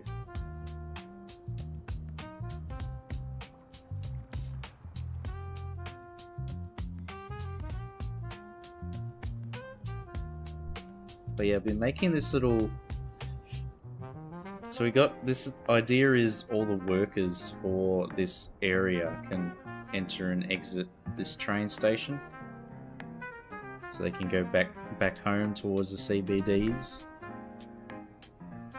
And then we have this lumber unloading area, because all of these large industry buildings are supposed to be related to the lumber processing industry. And even this border crossing port area. So cars can come in, trucks can come in, and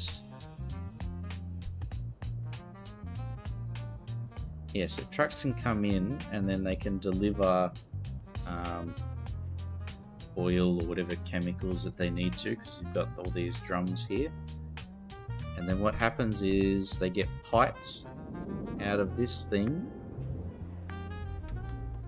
over and across to either direct into this building here or over into these holding tanks, and they basically get mixed with whatever. The wood, because this here is supposed to be, they process the timber into wood chips or wood dust. So they go in, get grinded, and then get conveyed up and over into this building here where it gets chemically treated. So you can see the orange pipes lead up here as well. And we got a holding pond with a water pipe that also provides water. And so the wood chips, dust, chemicals, and water gets mixed together to create like the paper paste. And then it's going to get sent up here to be turned into sheets of paper, cardboard, whatever it might be. That's what we got in our head.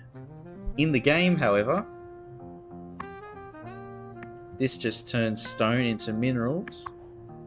This one just turns minerals and crude oil into chemicals. And this turns paper into, or lumber into paper. So this is all just in our head.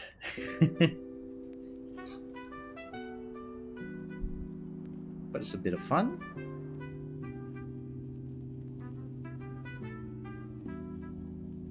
Because the idea for this is the whole city was originally founded. This area was originally settled for timber extraction, and the city has grown from then.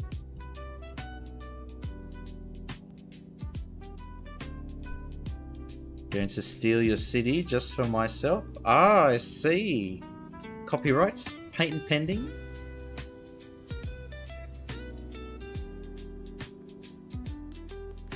Yeah, this is where everything originally started. This little Harris Port here. Everything's grown out from there.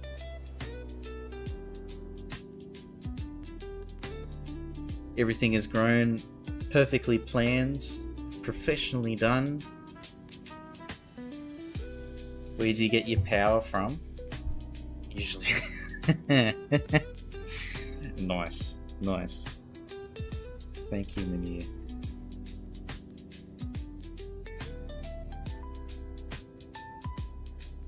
Need to find where you started your city. So most of the VODs, because before you get too ahead of yourself, Gizmo, I need to give you the warning that I've been working on this city for 15 months. Oh, it's I don't think you'll be able to learn much from me. 24 can attest. I build very haphazardly, I think is a good word. I'll be working on one thing and then get distracted and move to something else, and then a couple of months later come back and finish. So there are VODs on YouTube, because I simultaneously stream to YouTube as well, so I think they should be there, past streams and stuff. So, but that'd be only the last maybe 4 or 5 months of stuff. Watch days worth of streams on Cities 2, still scratching your head. Yeah, well, I've got a lot of industry. I say a lot. I've got a bit of industry experience, so it's all helping inform what I'm building and where, and all of that sort of stuff.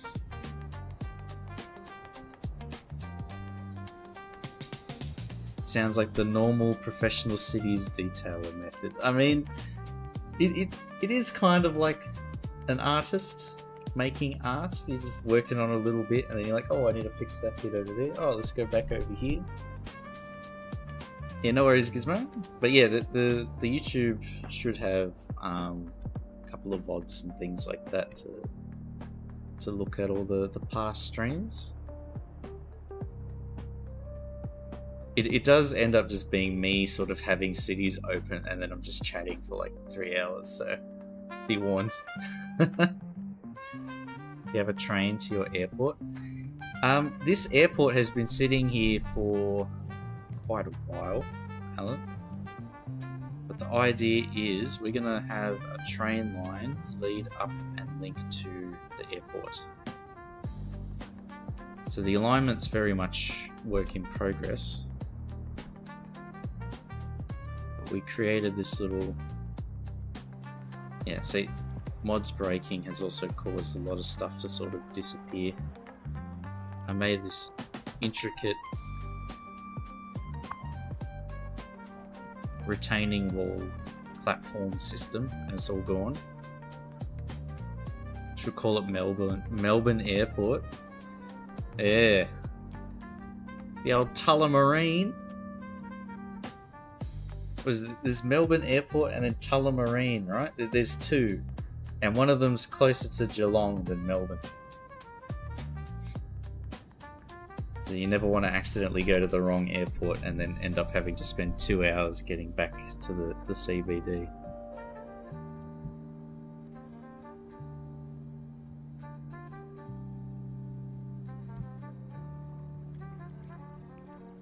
We're detailing this ground earth. What are we going to call this? Woody, chippy,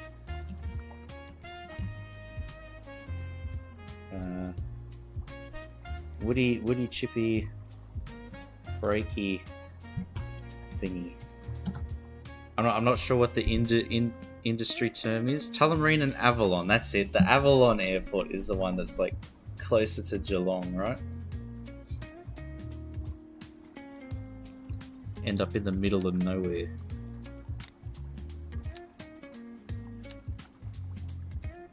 Still no train connection. Yeah, the new Western Sydney airport is going to be a shit show when that opens. Because they haven't finished the train, or there's no train line to it, there's a metro. And they're building a toll road.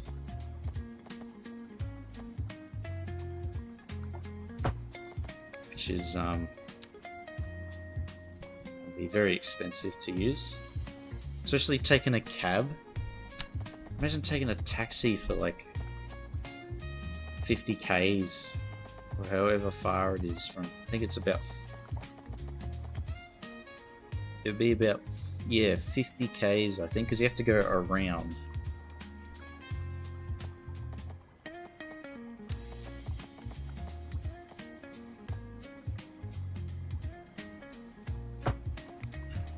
So the toll companies are going to make a killing. And then the current plan is for the metro that they're building from the Western Sydney Airport is going to connect you to St. Mary's. Ugh. I think a lot of tourists are going to be very disappointed when they get off the train at St. Mary's and try and wait for the connection to wherever their hotel is in the CBD.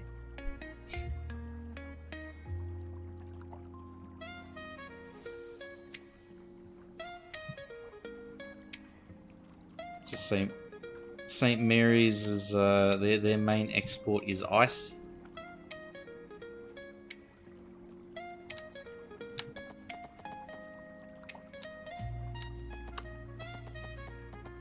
It won't be the most wholesome introduction.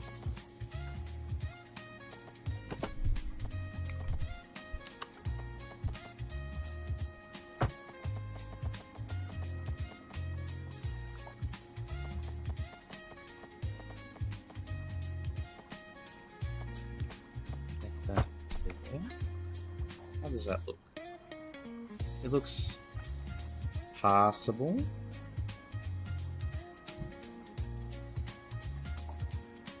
Turn off the filters. Let's get nodes and segments. Net lanes. I'll try and copy this pattern over here. This makes it clear that like vehicles enter in and do this stuff over here. Nice area, I see. Yep. You may have heard of the the myths, the epic tales surrounding Mount Druitt that is next door to St. Mary's.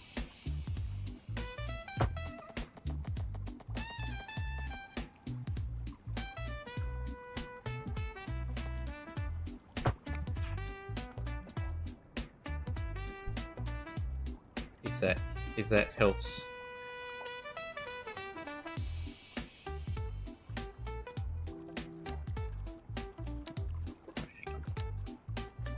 Now we can put these in. The scuff marks.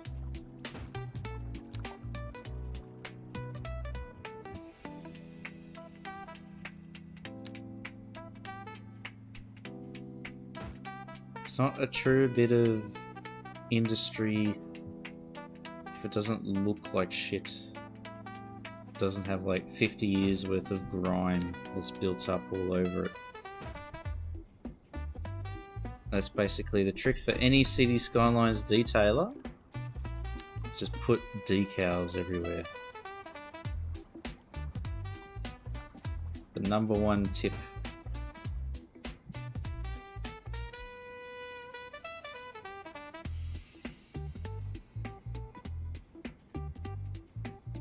Nine out of 10 City Skylines detailers recommend.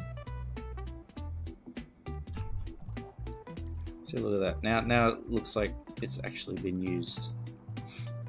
How is the new Metro line? It's alright, actually. It's still a work in progress, though. I've tried it just to see what it's like, and it's pretty smooth. What does the other 1 in 10 recommend? They recommend that you create custom assets yourself. Never download anything from the Paradox shop or the workshop for Cities 1. Make it all yourself. Delete the app. That's what the purists say. Modifying the game? Absolutely not.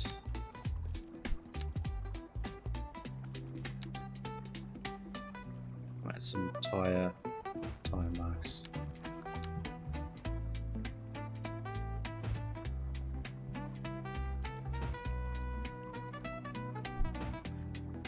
A wee bit of damage. It doesn't show up on the thing. Never mind. Nope. Auto save.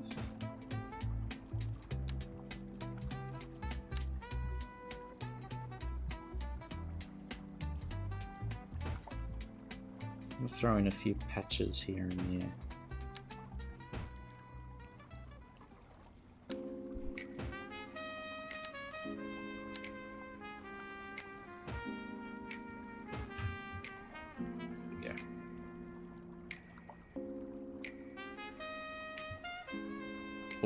All the heavy machinery going up and down this little ramp here would have created that would be a high erosion point compared to like over here or even just like halfway up the ramp. Wearing it down over the years.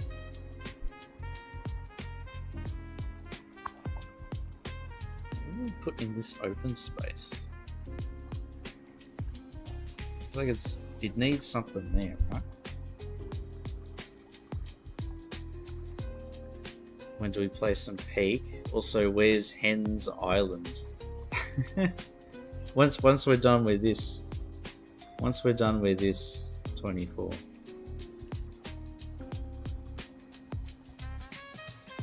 We'll get to it eventually. Keyword eventually. It's not delayed. It's going according to schedule.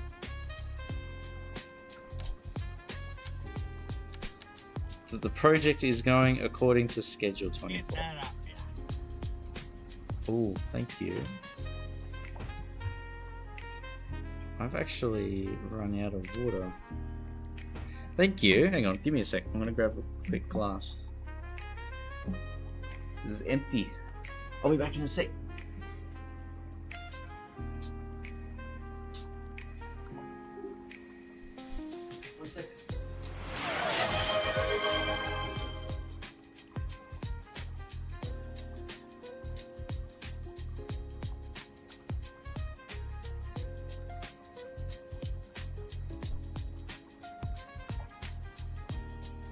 cheese.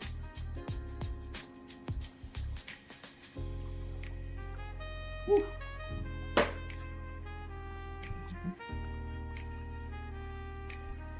Ah, what did I come back to? 24, pulling the same tricks as usual, huh?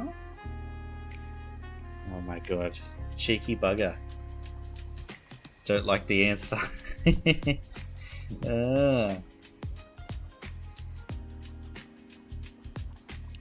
Beer on a Tuesday evening. Oh my god, that's ambitious, Alan. Very ambitious.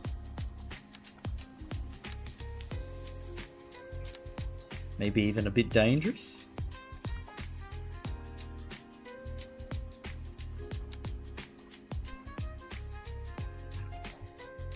Oh, you know what? I have an idea for this area.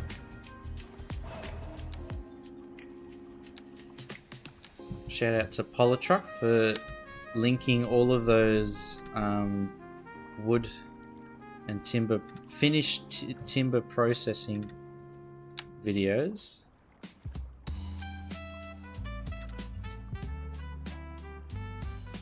Thank you very much. So we're going to make something over here similar to this.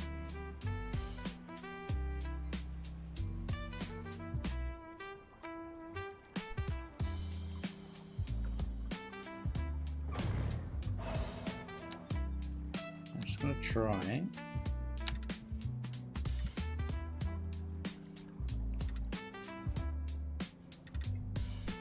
Ah, yes. Look at that! You can layer surfaces over each other, and they can make an interesting effect.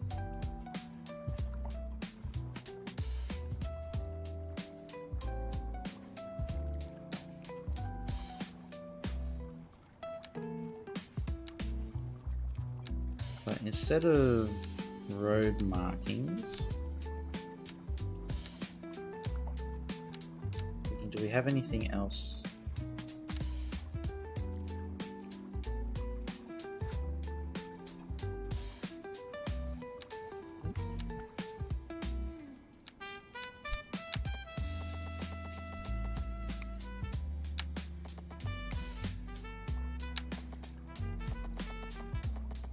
Huh, it doesn't even, it only appears on the road.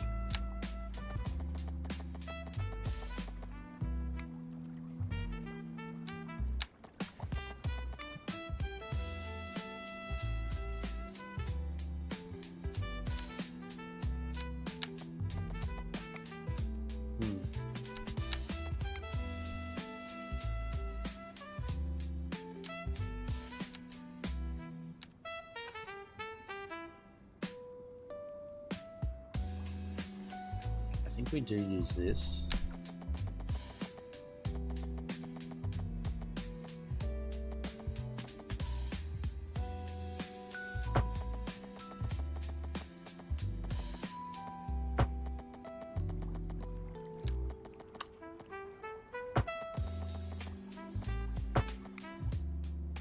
And from here it can go up.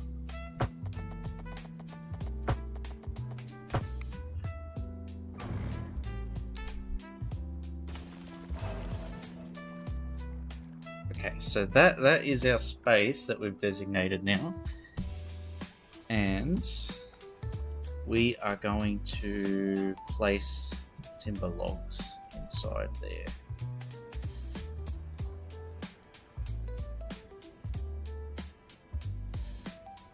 Oh wow, that's convenient. That fits.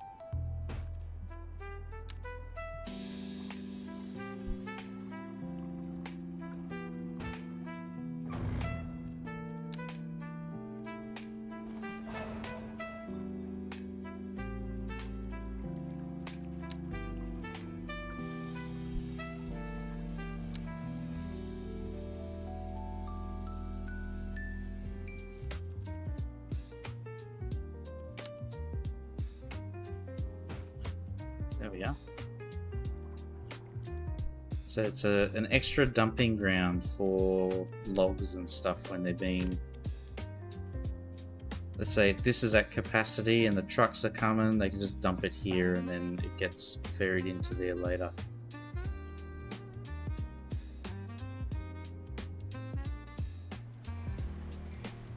So we might actually just turn this into concrete hard stand rather than gravel. That'll make things a bit easier. But we'll keep a bit of the old design.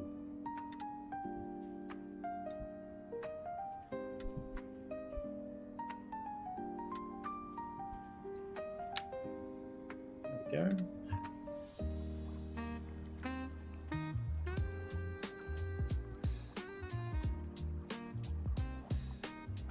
And then we can start messing around with the overall condition. Hey, Patosh. Hello. It's like who's saying that? Who's swearing on this stream, huh? Not me.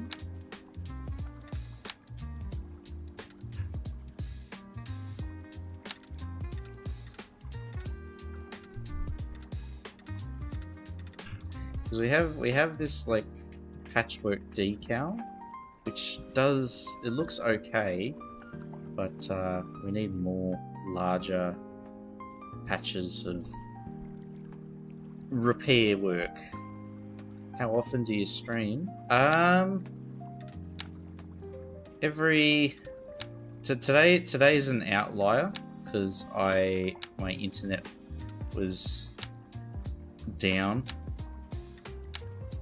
It was a whole thing. We had people doing roadworks and they excavated the internet line. All the power, the power was still on, but like the street lights and stuff and internet wasn't working. Very nice, exactly. But usually it's this time Thursday, Friday, Saturday, Sunday. They're the usual times. Like same time on those days. Australian. So I think that might be early in the morning.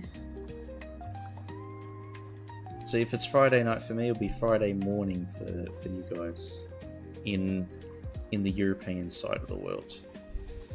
Yeah. Yeah, so it's fine for you, Alan. Classic. Yeah. Because then I got a whole bunch of emails in the middle of the night from the internet provider company saying like, oh, unexpected outage. Something has gone wrong. We are working to fix it.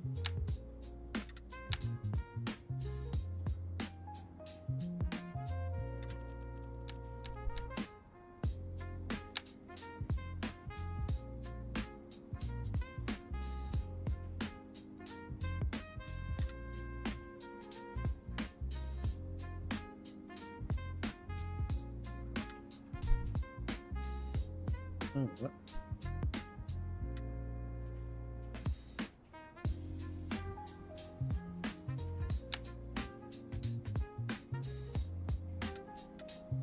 Okay, never mind, I'll just leave that. Oh, okay. A lot of buildings are disappearing. There we go, bring them back. You don't need the NBN. No, not at all. Ugh. Totally optional.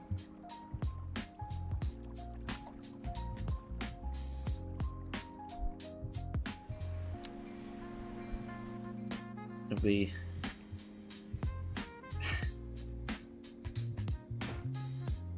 You like to say that, but then the moment the internet goes down, I was so like pissed. I was like, far out, come on.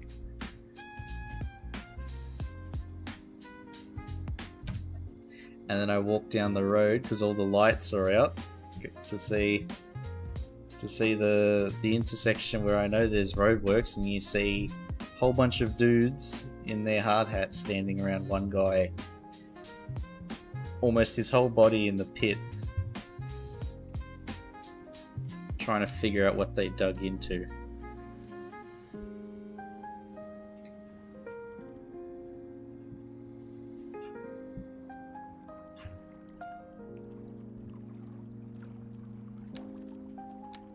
And then I feel vindicated. So I'm like, you know what? Somebody's having a hard time now, and it's not me.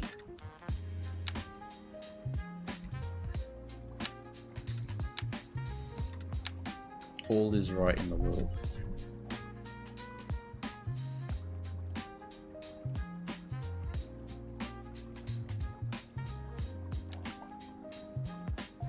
Okay, now, do we keep that fence or do we delete it?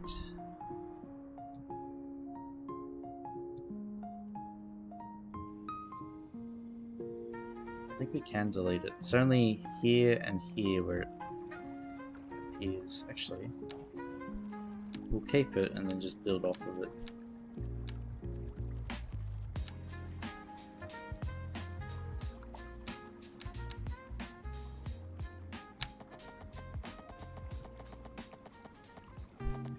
But yeah, I'm always live 9:45 to 12:30.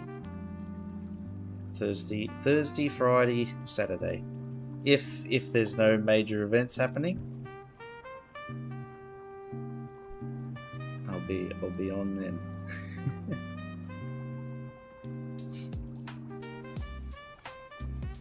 Usually playing City Skylines, but we do branch out.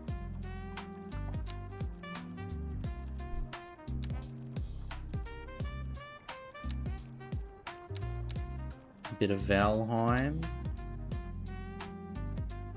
bit of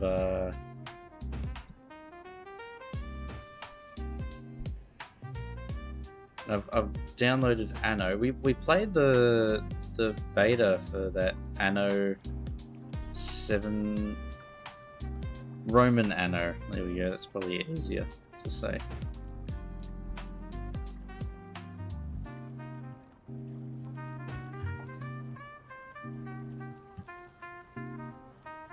It is like 80% City Skylines, and then I'll throw in another game every now and then. Like we're doing Crusader Kings 3 for a little bit, Valheim, Anno. We did some Red Dead Redemption 2.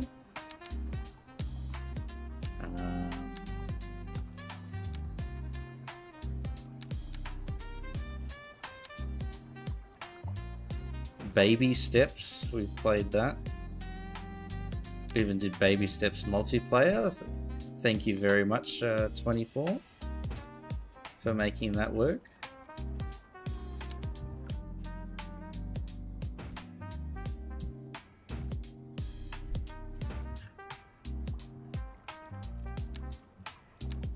I'm always looking for other games as well, because I've spent nearly 2,000 hours now playing City Skylines 2. So every now and then you get a little bit burnt out, but we always circle back. It's a classic.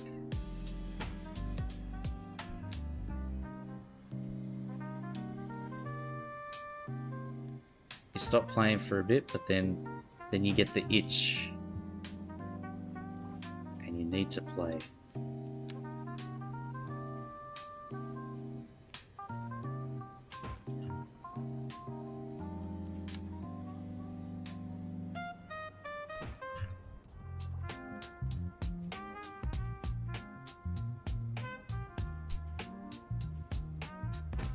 Kind of like an addiction like caffeine, where it's not something that you could really say is debilitating, but it's definitely addictive.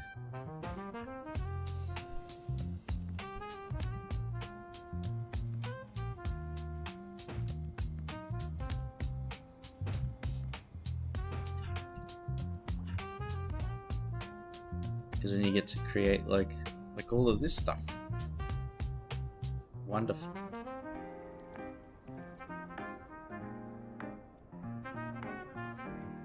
Oh, what the fuck? Why is that there? Huh? Why are you... what? Why are you there?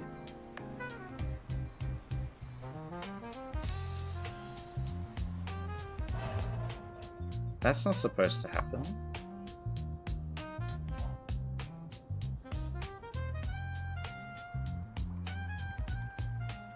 Excuse me, why are you there?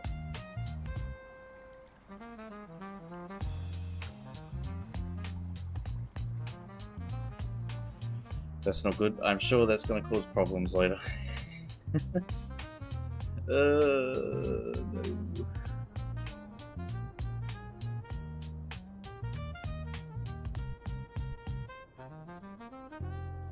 Okay, that looks much better now. It's got like a healthy amount of crap. Delete and reattach. How big is the network there?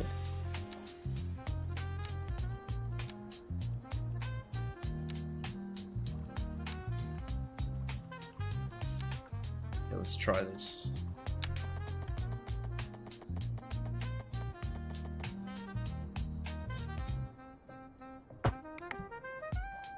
Okay.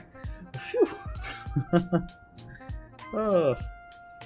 Because I haven't messed around with anything here for a while, so I was surprised that the buffers showed up. GG, yes. Good game, well played.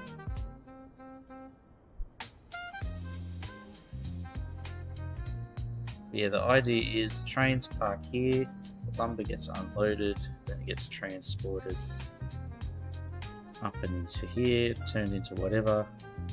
The wood chips get piped up and into the poly pulp paper mill, turned into paper pulp, and then we need to make a conveyor belt that goes up and over to the paper factory.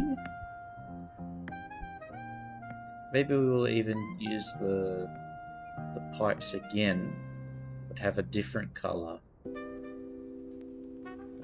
Heads up to the paper factory. But where would the output be for a facility such as this?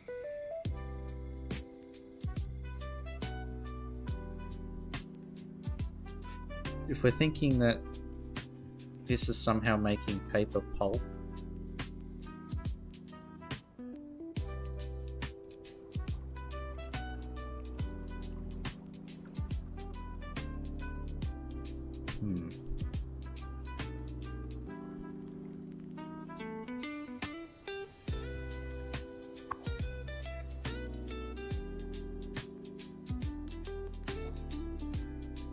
what is this building? Where's the input?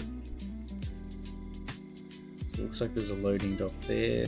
Probably staff parking here.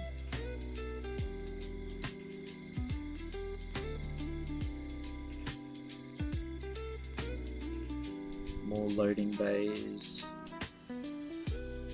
A water pond. Okay, here's the main loading bay area. That's accessed here.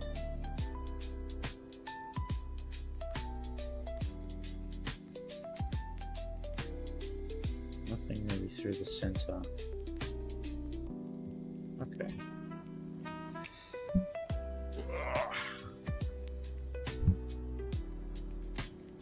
Alright, it looks like we need to create some kind of road link here. I had this like keyhole loop. I thought that's the main entrance, so you only really need to get in there, but it looks like this side is needed too.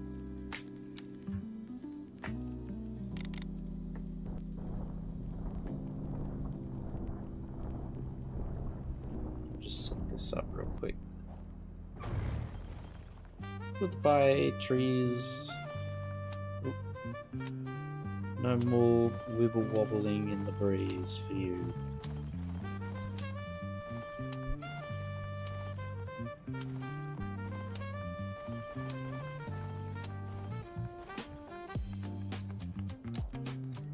No more wibble wobble.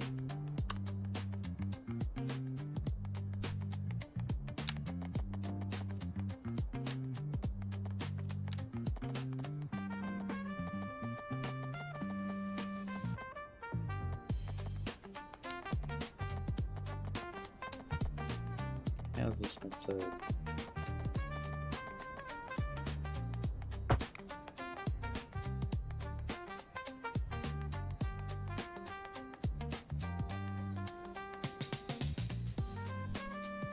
Oh man, what have I done?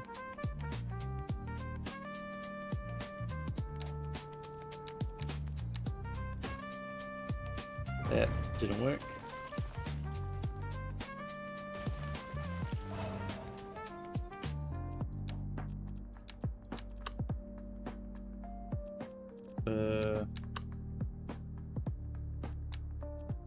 Okay, maybe the trick is this. We bring that out and then we upgrade it.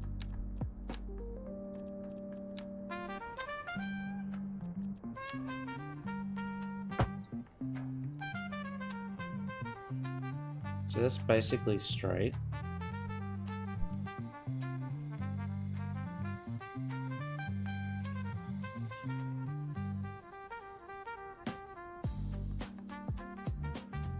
I think. Yeah, it's looking straight. Anyway.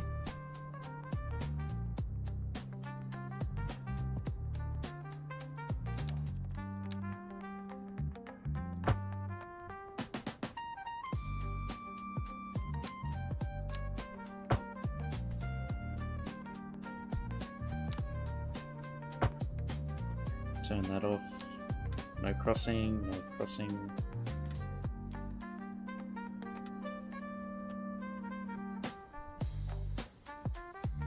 Okay, it's a bit skewed. Doesn't look great. Maybe we can use a custom road. How's that?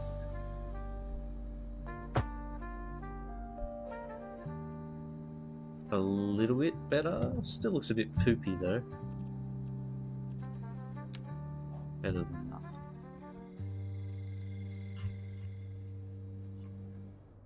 Because at the end here, I like these custom roads because we get like an actual cul-de-sac that looks like one, where they've got the, it's like fairly small and it's got the narrow footpath around it as well.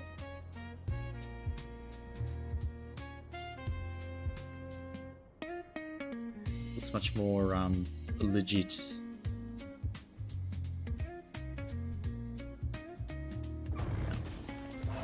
We're gonna use and move it.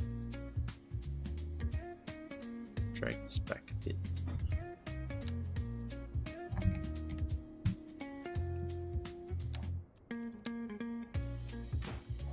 There we are. Probably line it up with that.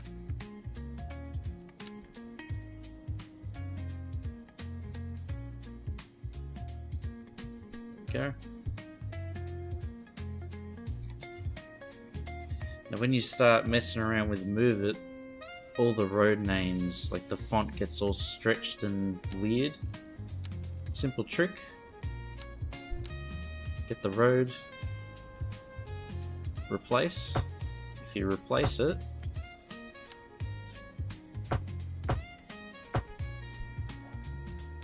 font's fixed. Easy fix. Pardon me, jeez. Ooh. I was like trying to stop myself from burping, but it just forced its way out.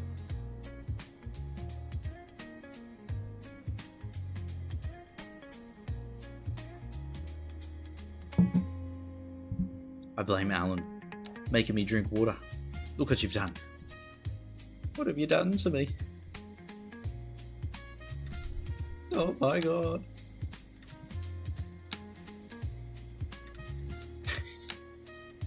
Try to make me healthy, huh?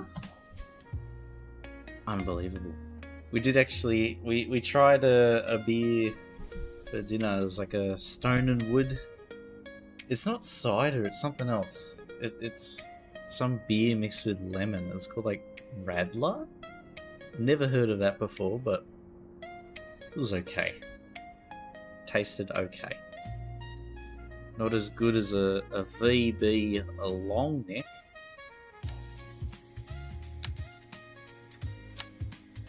Not even close.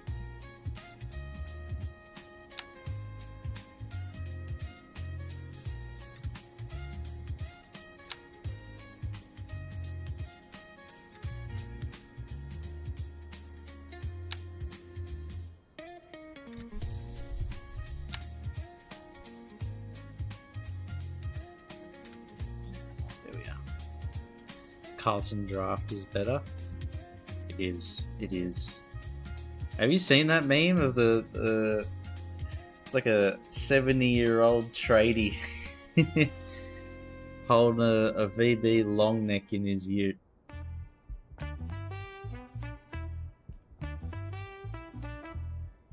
Already drunk.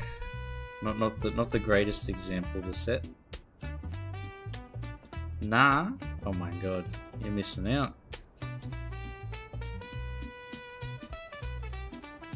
A key element of the Aussie culture.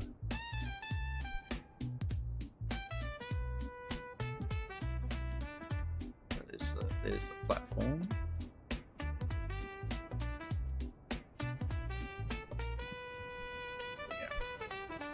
Look at that. The pylon, the footings are just on the roof. Very realistic. You follow the footy. Which footy? And my answer to both is not really.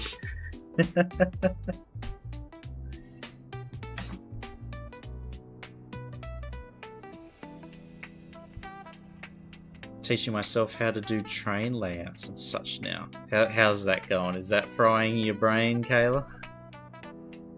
The AFL. Yeah, nah, I haven't watched anything AFL related for years. It's not a big thing at all in New South Wales. Hey, Ripolitepo Perkala Vitu Satana Perkala.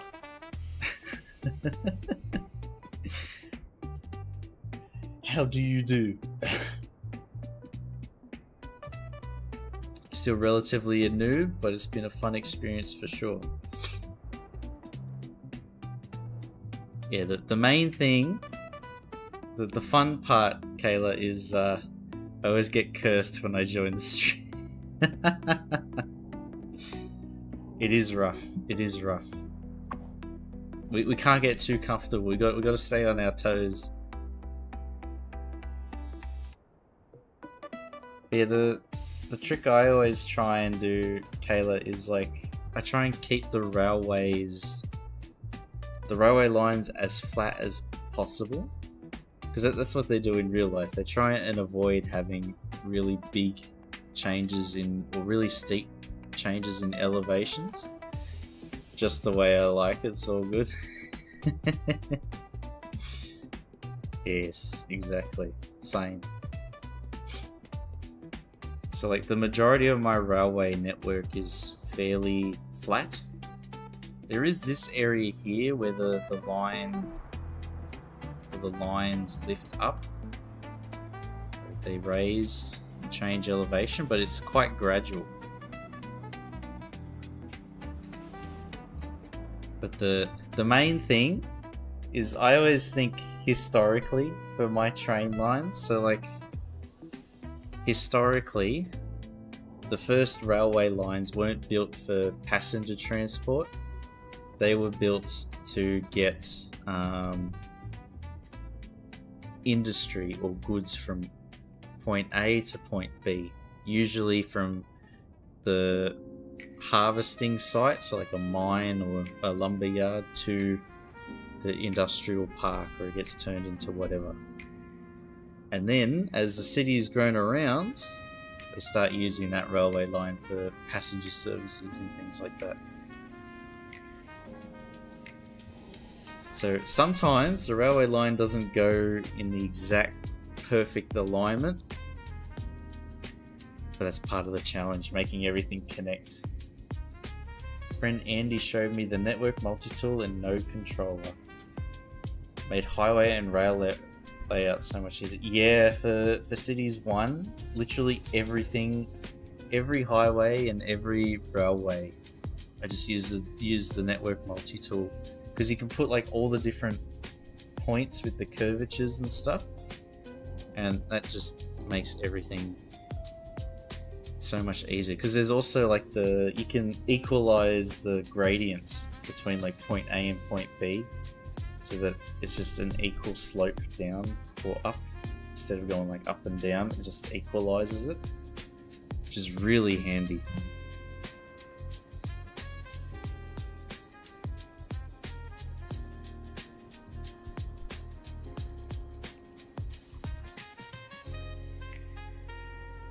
That's the wonderful thing about mods in Cities, is it makes your life a lot easier for building things.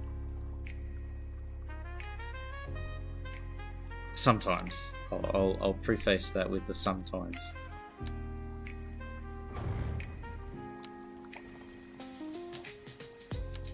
Or usually. How about that?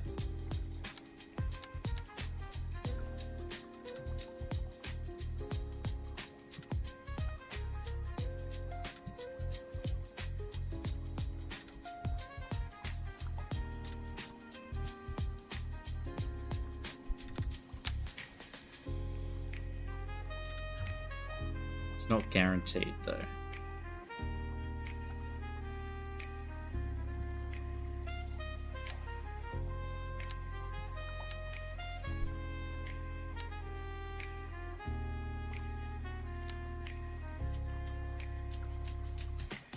Need one that's a little bit smaller.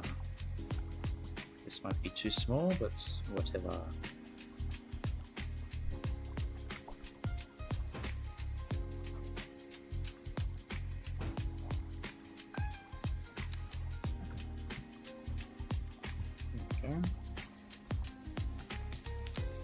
Down. Okay.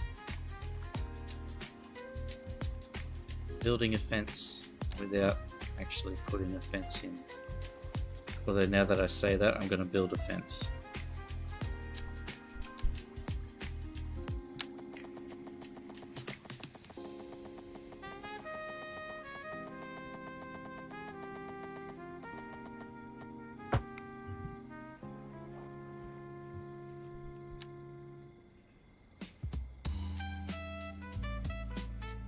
Go.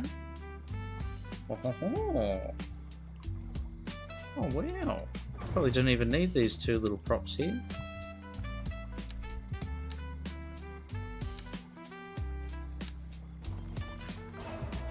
No, we don't. We can instead put garbage. The sign of a true industrial estate.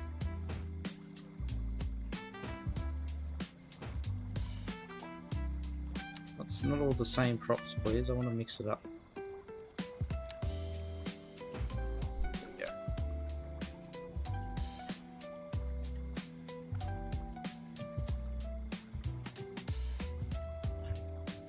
Huzzah! Now we can put in some crappy shrubs.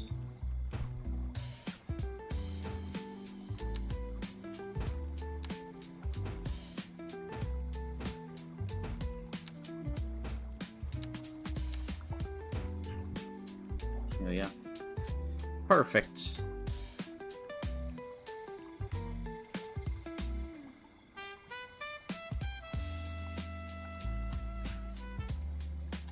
We can try and maybe continue this road line.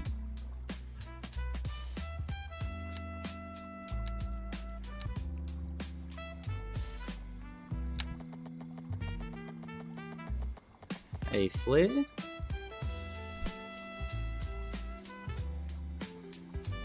there any free versions of the game? I think there's a free weekend. Hold on.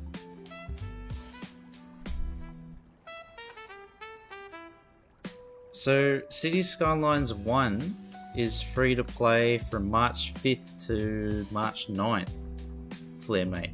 So if you want to play it, it'll be City Skylines 1. It's not 2, it's 1. But you'll get 4 days for free if you play tomorrow. Already played the first? Is there a...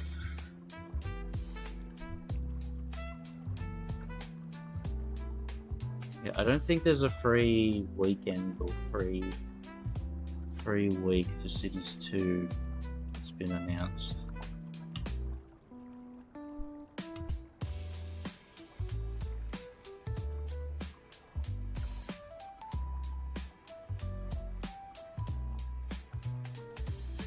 Yeah, I can't see anything that's said on that because they made that recent little blog post.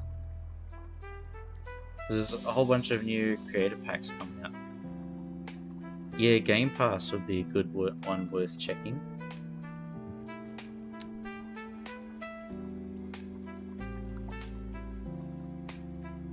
First thing I checked, but mine expired. Right.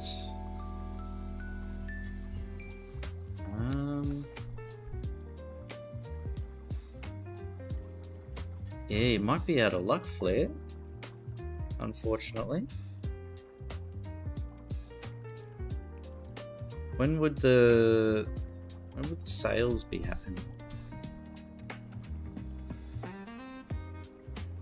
I think, yeah, you'd have to keep an eye out for the next Steam sale for Cities 2 at least.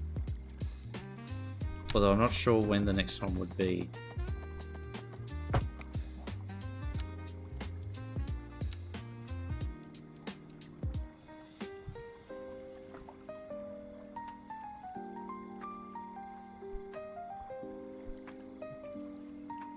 Too young.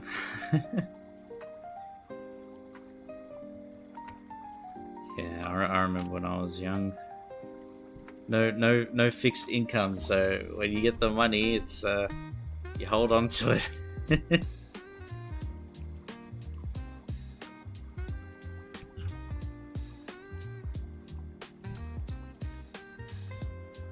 But even back then, the games are still relatively cheap. I remember back in my day, the 90% off Steam sales on like pretty decent titles. Back in my day.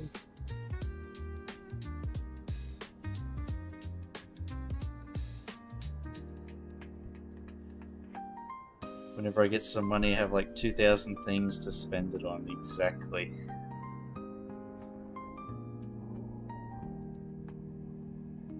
That is the art of budgeting, Flair. Oh, you don't have to think about stuff like that when you're young, but man, it's good practice. It's good practice.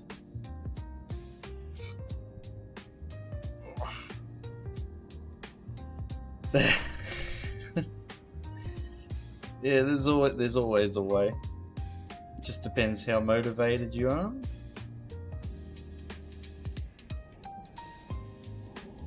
And how good your firewall is.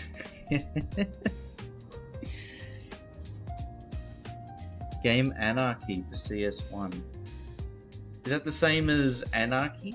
Or is that different, Kayla? Because Move It and Anarchy and Plot the Growables too. That's they're the big three. They were the big three for me. Being able to place every building I wanted. Options for a ton of money. Ah. I see. The water is heavily polluted. Yeah, all of this is very, very shallow water.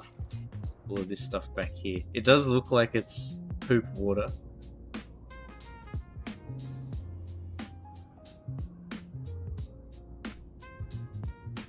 Nasty, huh? But this is the metropolis we've been working on for the past 15 months, Blair. 15 months. It's been a little while, just a little bit. And we're only at 83,000 population. It's a little bit slow. It's not even 10,000 a month for population, my god. Didn't even know the game existed 15 months ago. Yeah, it's been out for a while actually. It's nearly like 2 years. 2 and a bit years, I think. Time flies. But yeah, every patch it gets better and better.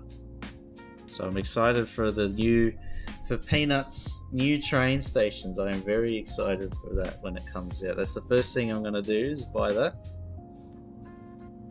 Showcase all the cool buildings that Peanuts put all that work into. Yeah. When I get my new PC, I'll be picking up CS2. Highly recommend. It's a lot of fun.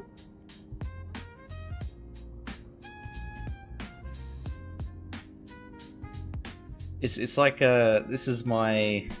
If I had a massive garage, I think, and money, I think I would be spending all of my time making like a model railroad in the Gary.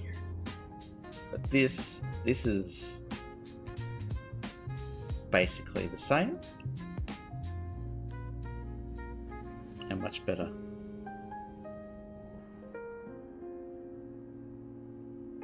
Because I have all of this real estate to build on. Where's the... There it is. All of this real estate.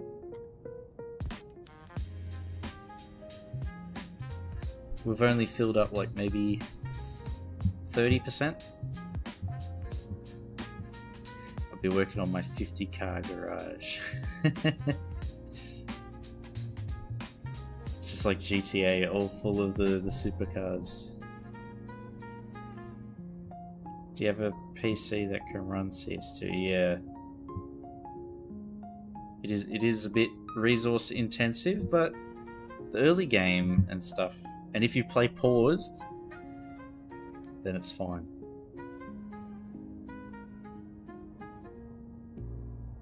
Use my brother's PC. He's in the army, so he doesn't really have a chance to use it.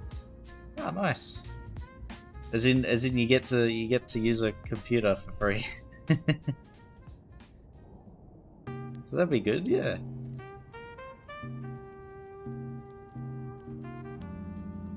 You played OpenTTD? I did, Alan. I did.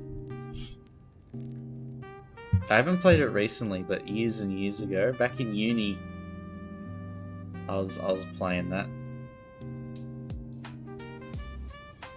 Because I remember like finish an assignment and be like, you know what? I'm still at uni. And I just pass the time until the next train starts rocking up. So I've got like an hour to kill. I'll play a bit of OpenTTD.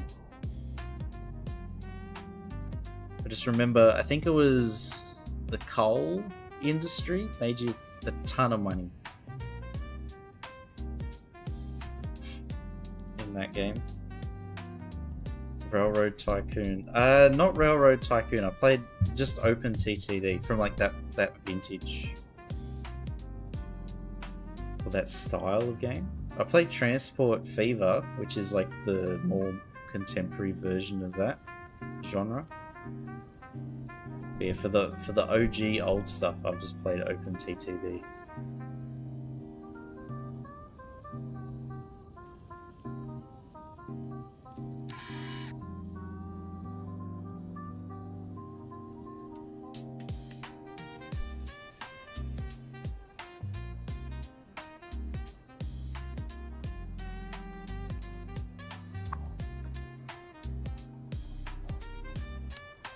Looks like everything is going to keep despawning. Ah well, what can you do? Any free-to-play modern games that looks like CS2? Asking the hard questions, Flair. I don't think there's... Epic Games every now and then. They every month they have a rotation of free games. I think it's every month. And every now and then a city builder pops up on there. Like, honestly, if you're looking for something kind of city builder related, OpenTTD is not too bad. It's very retro looking, but like, and you don't have as much control over the city itself, but you still get like a bit of city building vibe. You're basically building railways and bus lines between industries and even passenger routes, and it grows the city. So that might work. It's free, and it's really like not resource intensive at all.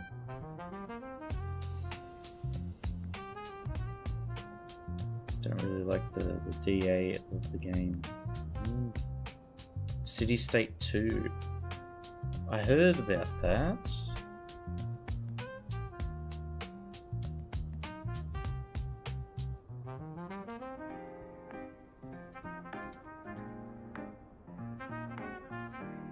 $30 Australian, so that's all right.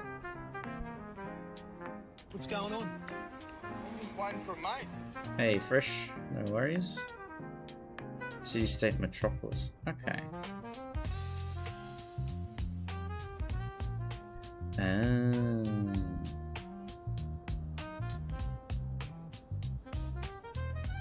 Yeah, there's a lot of stuff going on in City Skylines too. I don't think there'd be a free game that has the same depth or the same amount of stuff. It'd be a bit difficult to find something like that. Yeah. Free to play, let's see. Yes, literally OpenTTD is the first thing on Steam.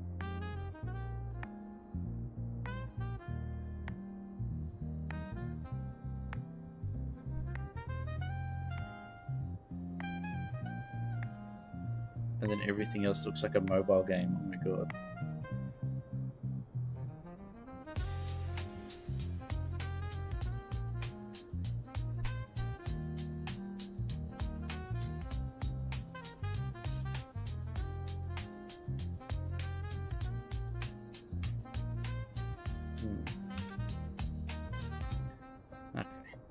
Okay. Yeah, demos, if there are any, would be good. Literally developed by one person and that's it. How crazy is that? Imagine coding all of that. My brain would melt so fast as well. I think I'd have a nervous breakdown, I think, if I tried doing that myself. Yeah, I think Flair, you might have to either just wait and see what pops up on like the Epic Games Store, or see what's on rotation in the next couple of months for Game Pass, or might have to spend your money. SimCity 5. I thought they were still on SimCity 4.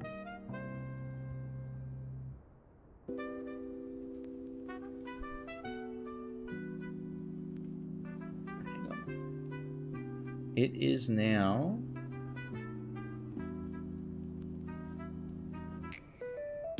12:36. Okay, I have to get ready for work tomorrow. Non-existent money. Oh, poor Flair, man. I've been there. It gets better. So it's 2013. Ah, yes, I did play that. I like the multiplayer aspect, but man, it was... Single player gets boring so quick. And you run out of room almost instantly. Like an hour, you run out of room for that tile. You build it. Oh, Flare! Thank you. Or Jesse Jade or Damir. Yeah, I was thinking Damir. It was so bad. It was... Yeah. I remember I spent... I think when it came out, it was like $100. I stupidly spent that money and bought the game when it came out. I was so hyped for it. And... so disappointed. So sad. But yeah, let's set up this raid. We're gonna raid Dummy. Is it 1A or 2As? 2As. Yeah.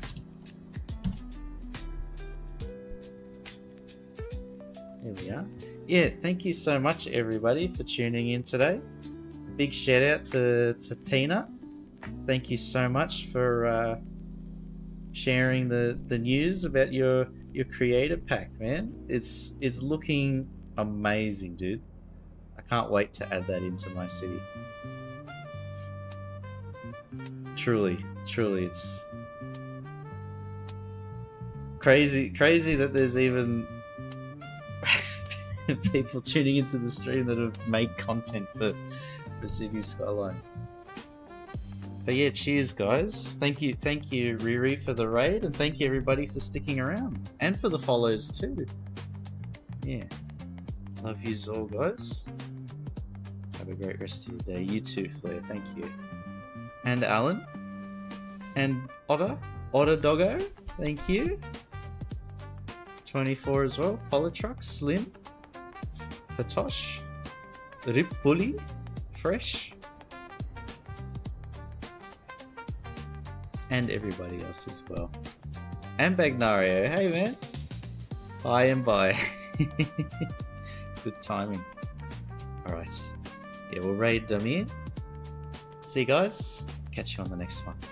Love yous. Ciao.